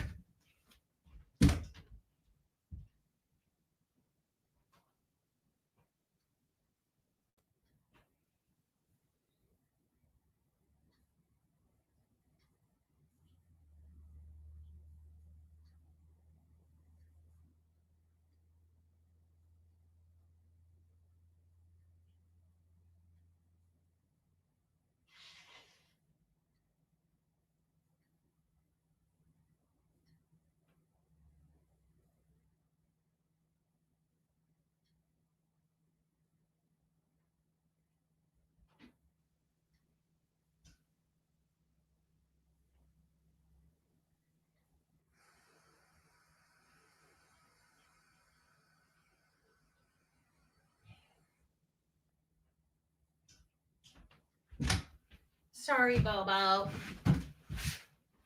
Okay. This is why I don't drink water. It's worth being dehydrated. I hate it. I hate having to get up and pee during a stream. Liz Trix says, Yadira, all of these experiences you had molded you into the amazing woman you are today. Sad and sick as those experiences were, you came through and became a strong and emotionally intelligent woman. I am proud of you, my friend, for surviving and thriving. How do you not love this community? Liz Trix, that is the kindest, warmest, most validating.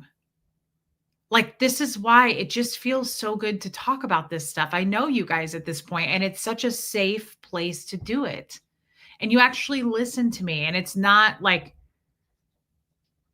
not a burden. It doesn't feel like I'm burdening you guys. It helps me, and it in many ways, like Teresa said, helps you. Thank you, Liz. I mean that. It's an honor to be your friend. I get so much out of being your friend. Thank you, Liz. Sarah Kramer, it's a lot.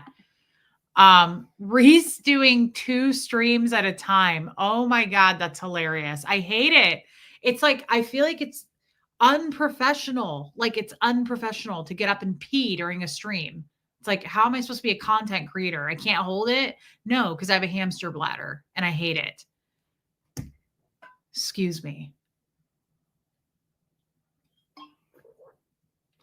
I hate the flavor of these electrolytes. Hey, DMV.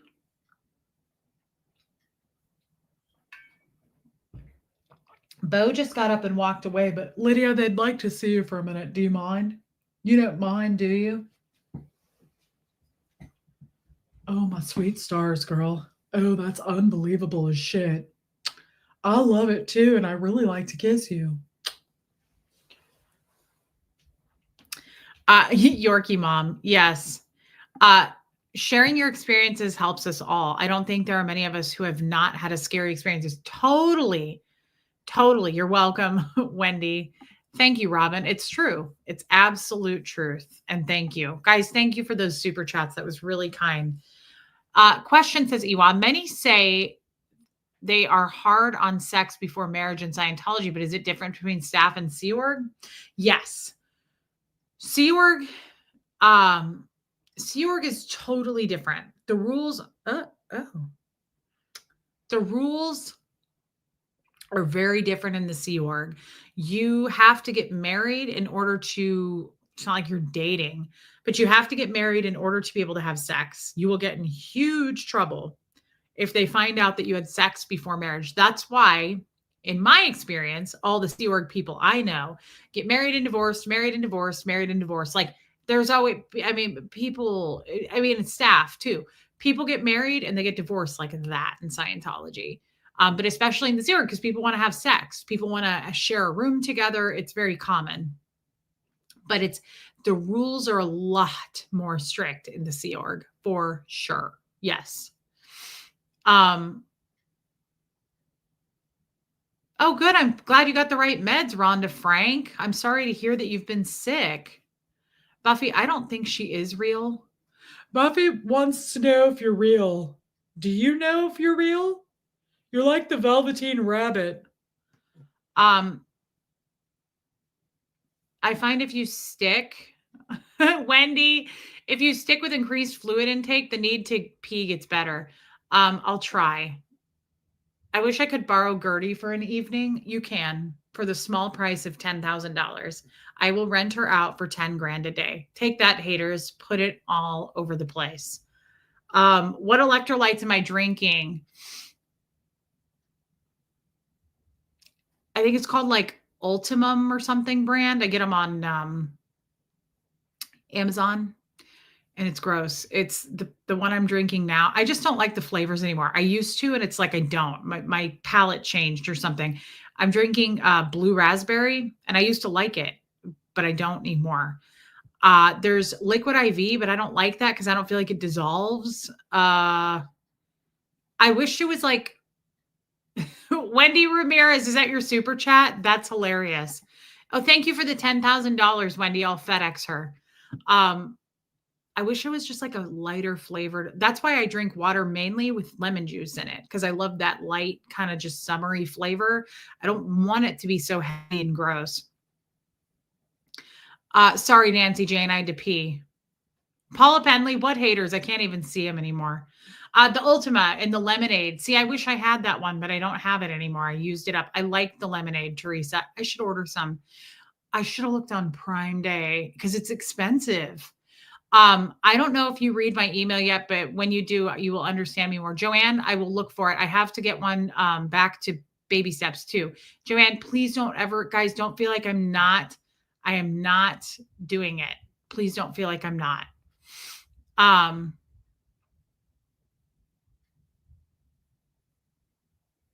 What a gross thing to say. And I think if I'm right, hey, Shelly, isn't this the person who we're trying to copyright strike? We were just talking about you.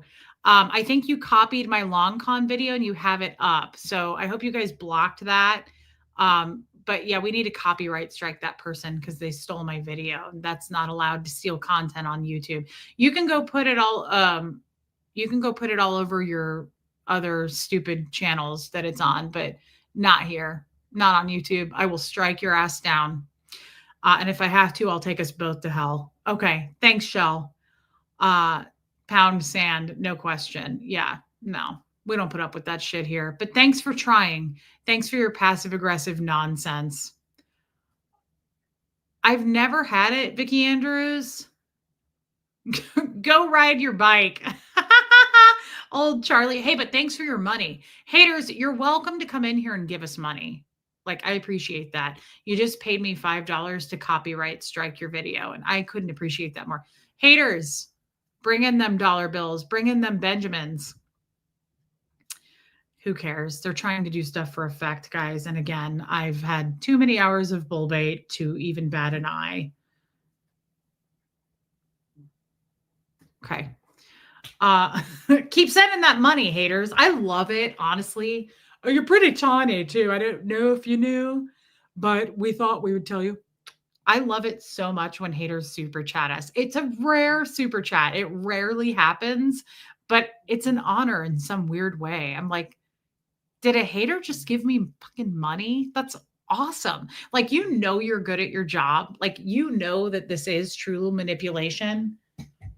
Like, I must have some kind of a fucking gift if a person who hates me is giving me money. That's some crazy sorcery. No? Like, I feel that way.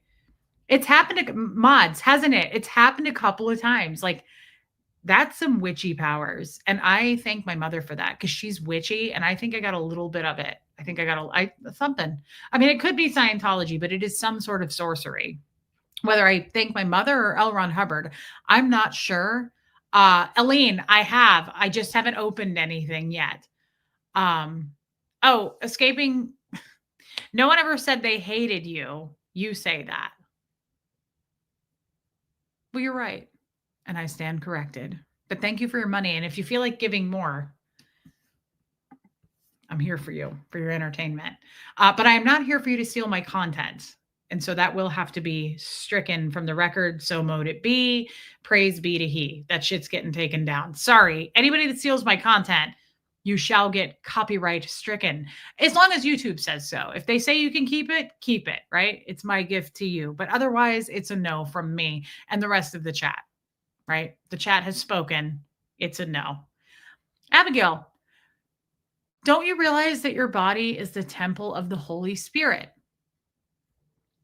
who lives in you and was given to you by God? You do not belong to yourself, for God bought you with a high price. Ooh, that's a good one. Let me read it again because I chopped it up. Don't you realize that your body is the temple of the Holy Spirit, who lives in you and was given to you by God? You do not belong to yourself, for God has bought you with a high price. That's amazing. I love that. Thank you, Abigail. And thank you for your big super chat, babe. That's very kind.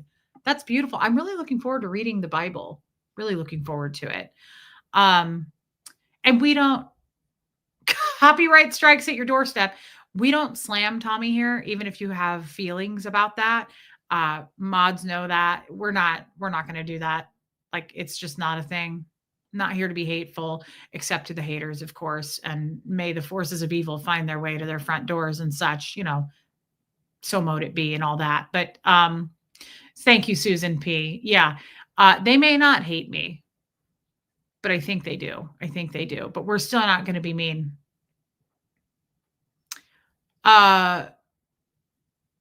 I think Teresa says, wait, what? Your body does not belong to you. It was bought by God. I think it made by God, like you were put here by God.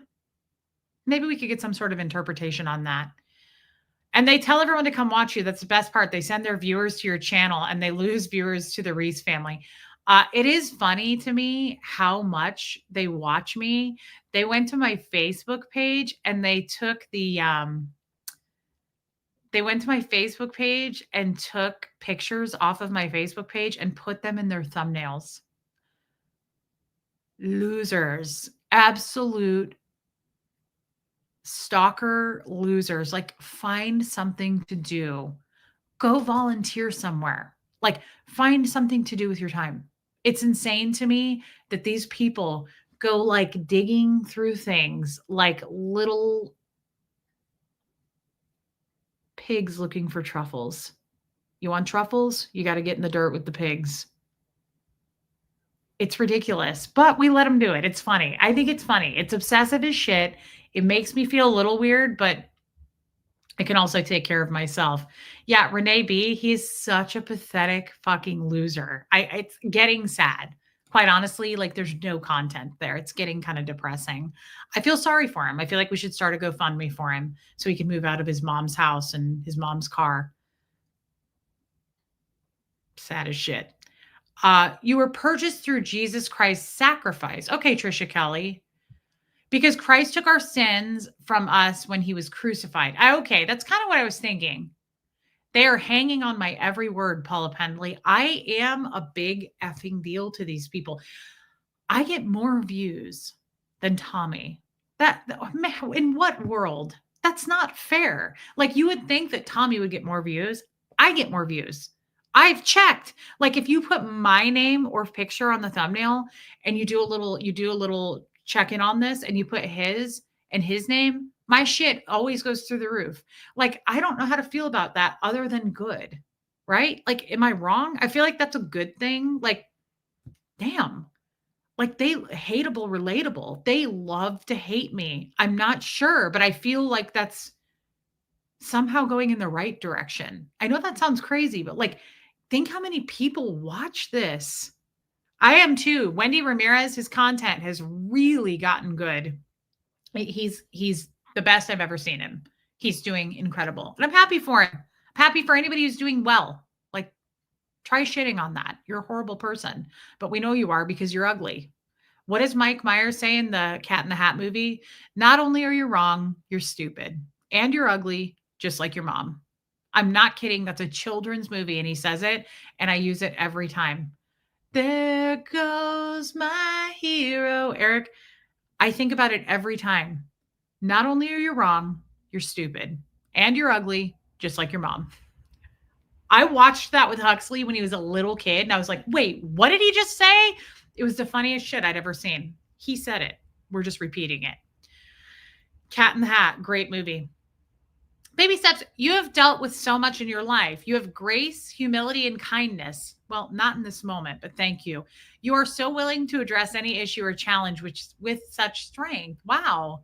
You are a role model for others. Keep growing. Love and hugs. Well, you know they hated that, but thank you, baby steps. That is very kind. I'm not perfect, babe. Not perfect. I definitely will bite back even just a little bit of a nip, but thank you. And I love you. And thank you for your super chat. No, Renee B, we don't. And I don't think I can discuss that here, Renee B. Thank you. Baby steps again. Oh, and of course, humor. Thank you. Baby steps, I love you. Thank you. Thank you for your super chats tonight. You have a very magnetic personality. Well, thank you. They're doing a meetup in Chicago in a few weeks. Oh, Susie Q. I love you, babe. Yeah, Barbara Waite, his content has really, really been quality stuff. I'm enjoying it a lot. And I love anybody who's doing well. Like you can see it. You can see it on a person's face when they're doing well. They look healthy, they look happy. Like, how do you not cheer for someone who's doing well? Only if you're a psychotic hater. Like, that's what I mean. I get shocked when, especially women, tear down other women. When I see a woman who's successful, like self-made, she doesn't have to be super rich, but just like she's doing well because of her, right? Like she made it that way. I flock to women like that. Women of strength, I am so turned on by. I want to know them. I want to be friends. I want to know their story because they're inspiring. It's shocking to me that like people see me and they're like, oh, we're going to tear her down because she gets super chats. She's doing well. She makes money on her streams. Oh, we got to tear that shit down. We got to make some hate videos. We got to start lying about her and tear down her child and tear her down as a mother because she makes money. Like, I'm turned on by women who do that. I want to know, like, Rabbit, look how successful her channel is. I'm impressed by her. She's built it. Like, I think it's amazing to see women doing well. Sorry, what a weird concept, but I think it's great. I do not immediately think, ugh, she's successful. She's pretty. Oh, fuck her. That's such a creepy, weird, like, Something happened in your past to make you be that way. I don't know if you were raised and like it was taught, instilled in you, but like forgive me. I mean, I know Rabbit because I did a stream with her once, but like she impresses me. She's inspiring. Like she does a hell of a job. I don't watch her. I've seen her a couple of times, but like just the sheer fact that she's successful and like well known and building her channel, that's amazing. That's something to be celebrated. It's inspiring. Hey, jealousy. It's total jealousy. Forgive me for trying to be a content creator. It's because this is my passion. This is what I love. And you can see it all over my face. I'm not here to make money. It's amazing. I love making money doing this. I hope I don't have to quit doing this. And I hope I can continue to use this money to supplement and pay my bills because I don't want to leave doing this. I love it. But that's not why I do it. This is invigorating. This woke me up. This channel made me meet myself, face myself, learn about who I am whilst meeting tons of other people and friends with things in common, building a community. Like it's incredible. Why would you be mad at me for that? And don't hide behind, because you're mean and you hurt my friends and you said things a year and a half ago. No one gives a shit. No one buys it. We're here to win. We're here to be good people. We're here to succeed. Like, we're going to leave your ass in the dust where you belong if you're just, what are those things? Like just barnacles on the bottom of a ship, just scum. Why? Why?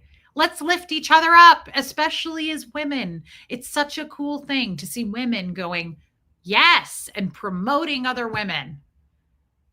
I don't know why you wouldn't do that. It's ugly, it's gross, and it's weird. Other men, I can kind of see it. Men are, especially ones like that guy, are just gross losers. But like women, come on. Let's do better than that. I expect more out of women. I really do. I really do. And I love, love, love. Bye, Vicki Andrews. Strong women really am attracted to. Liz Trix, Mar Lugo, like people who I know personally, Debbie Zito, Meredith Lynn, Yorkie Mom. There's a lot of them. Armine. There's a lot of really strong women in this chat, and they're amazing. My mods, sorry, Jason. Strong women. Impressive. Like, how do you not, and you don't have to wait, and you don't have a dog in the fight with Tommy. They need to move the fuck on. Yeah, it's true too. But they're trying to. Like, I think they're trying to make me have a dog in the fight with Tommy. I think they're trying to pin me against him. I think they try to do that with other content creators too. I think that's what happened with her in the first place. Like, she is being used. I don't have a dog in the fight with her. Myrtle, I don't have a dog in the fight with her. I never did. Does anybody notice that? Right?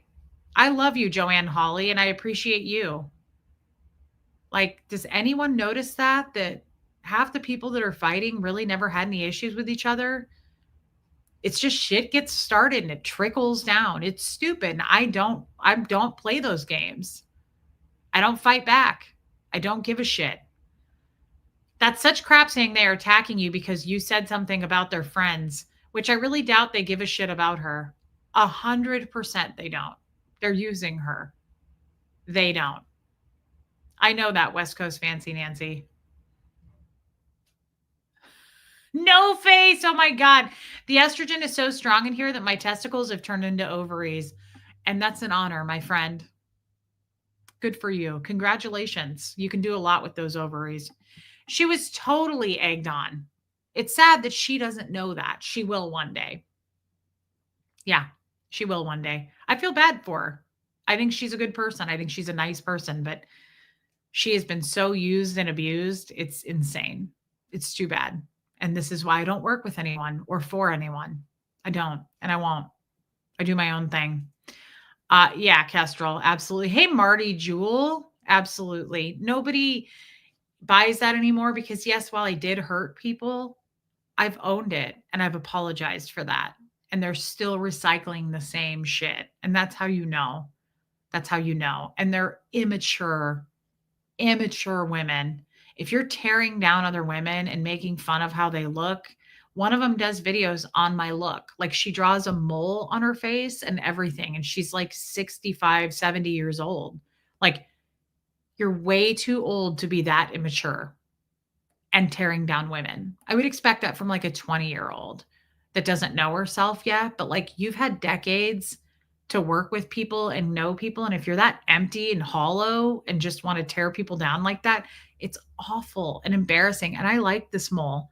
I've gotten laid over this mole. Like lots of men have been like, oh my God, you have a Marilyn Monroe mole. Like my mom has this mole too. Like draw it on all you want. I've had good sex because of this mole. I'm pretty sure. Like I feel like that.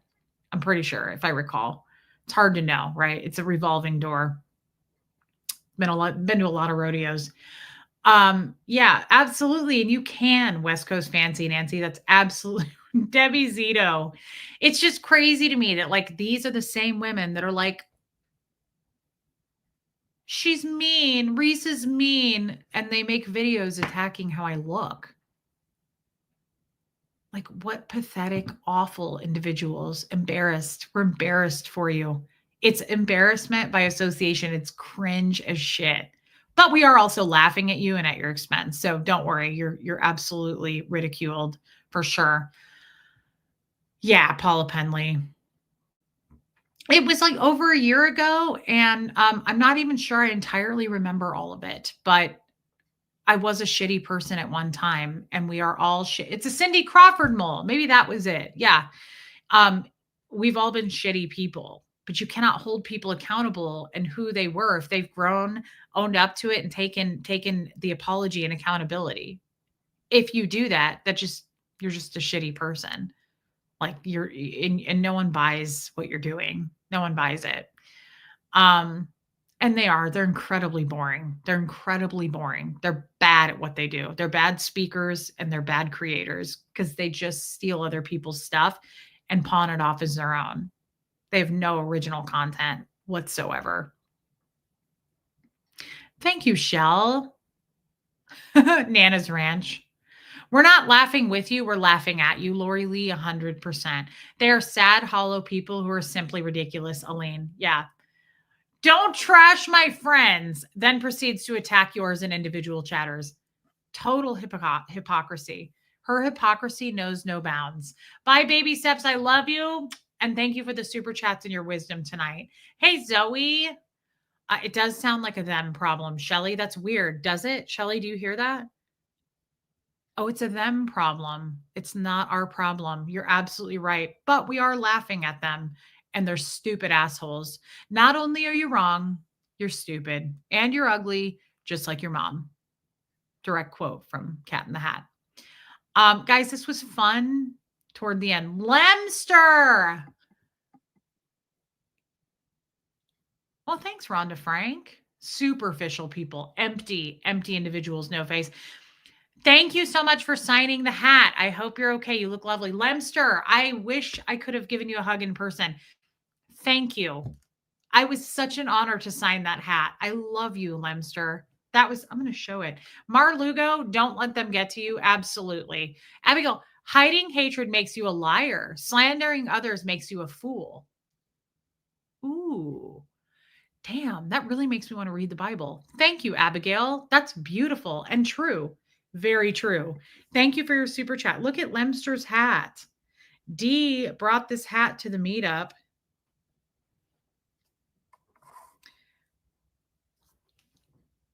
Lemster, wish you were here, babe. Love you. I love that, Lemster. Thank you. Thank you, Lemster. We won't let him get to us. We just laugh at him every time, Marlugo. It's really just become hilarious. It doesn't hurt anymore. I feel nothing other than embarrassed for them. Tony, here is to your sexy mole. Thank you, Tony. I love you. I love you, babe. Thank you for your super chat. Yeah, I forget that it's there too, but it is there. And it's weird how she draws it on her face and like pretends to be me. I'm sorry. That's just never going to happen for you. Because remember what we talked about the other day? You're ugly when you act that way. And I mean ugly on the outside, unattractive when you make fun of people like that. Yeah. Stacey Toms, I loved it. Thank you. Martin, I agree. I agree. Martin, by the way, thank you for your first super chat to me. You're an angel. Guys, this was great. Please hit subscribe while you're in here. You do get unsubscribed. I was told that over the weekend by a lot of people. Dee said that she got unsubscribed from my channel like 15 times. So please check. Me too, Anna Banana. I want one of those hats too. Yorkie Mom says you look so much lighter now. My head feels better. Guys, I appreciate this. No face. That's true. I appreciate this so much because it happens every time. I come on and I'm like foggy and I don't know. And then I always end it on a high note because this is why I don't journal. It's verbal journaling is better for me. Not everybody enjoys doing this. Like a lot of people say, I could never do what you do, Reese. That's okay. We all have different strengths, but this is where I shine, is talking through things with you guys on YouTube. And you sit and listen with me and you offer up your wisdom and your feedback. And I appreciate it so much. So thank you for your time. I mean that. Thank you, Joy. I do look better. I feel better. Kestrel, thank you. My eyes are clearer. Yorkie Mom, I agree. I feel much better. I'm going to keep drinking water. Don't worry. I'm going to chug some more. And then I'm not going to sleep all night because I'm going to have to get up and pee every 3 seconds like an old man. No face. Yes. We talk it out, Topsy, and we all learn together and we take the time to do it. 2 hours. You guys sit with me. That's my love language. Quality time, very much my love language. Words of affirmation, very much my love language. Thank you. I love you, Wendy Ramirez. Thank you, Dawn. I love you too. Robin Miners, it's how I process things. Thanks, Angie Mo. Thank you, Shell. Abigail, closing. May the grace of the Lord Jesus Christ, the love of God, and the fellowship social of the Holy Spirit be with you all. That's beautiful. Thank you, Abigail. Thank you. Thank you. That is so kind, and I appreciate your super chat.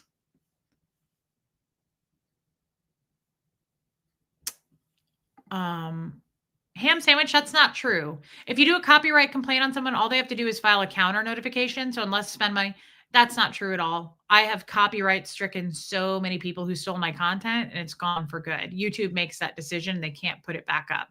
I have copyright stricken many, many people. Just ask my mods, and they didn't do the counter thing. So even if they get to keep it up though, I don't care. 54,000 people saw the long con video, not trying to hide it, right? Thank you, Ham Sandwich. I appreciate that, though. I know you're just looking out for me. I'm not trying to hide the long con video, and I love how people think I am. So if it somehow stays up, it stays up, right? Like that's totally fine. But it is my content, and I will copyright strike it if YouTube allows. Love you, Christy Wilson. And whine a little bit more. I love you too. Linda Perales, love to you guys. Mods, thank you. Thank you. This was a great stream. Thank you for letting me get that off. It was heavy stuff and it was toxic. Like I woke up with this heavy headache and I was purging. I felt like I was purging out stuff. Thank you, Pam. I will. And I will be back tomorrow, Saturday. Yeah, I'll be back tomorrow afternoon. Weekends can be weird because people are busy and it's summer, but for whoever wants to join, I will be back tomorrow afternoon. What time tomorrow, Rhonda Frank? Probably around 4, I would say, between 4 and 5 tomorrow, if you guys are around. Abigail, I'm just glad you made it. And I love your scriptures. And thank you for your gifts, Abigail. Thank you for everything. I love having you here. Guys, I appreciate you very much. And I will see you all tomorrow. Thank you for being with me tonight. And here comes Fred. Trixie, love you. This weekend, Dawn, he is. Thank you, guys. Here comes Fred.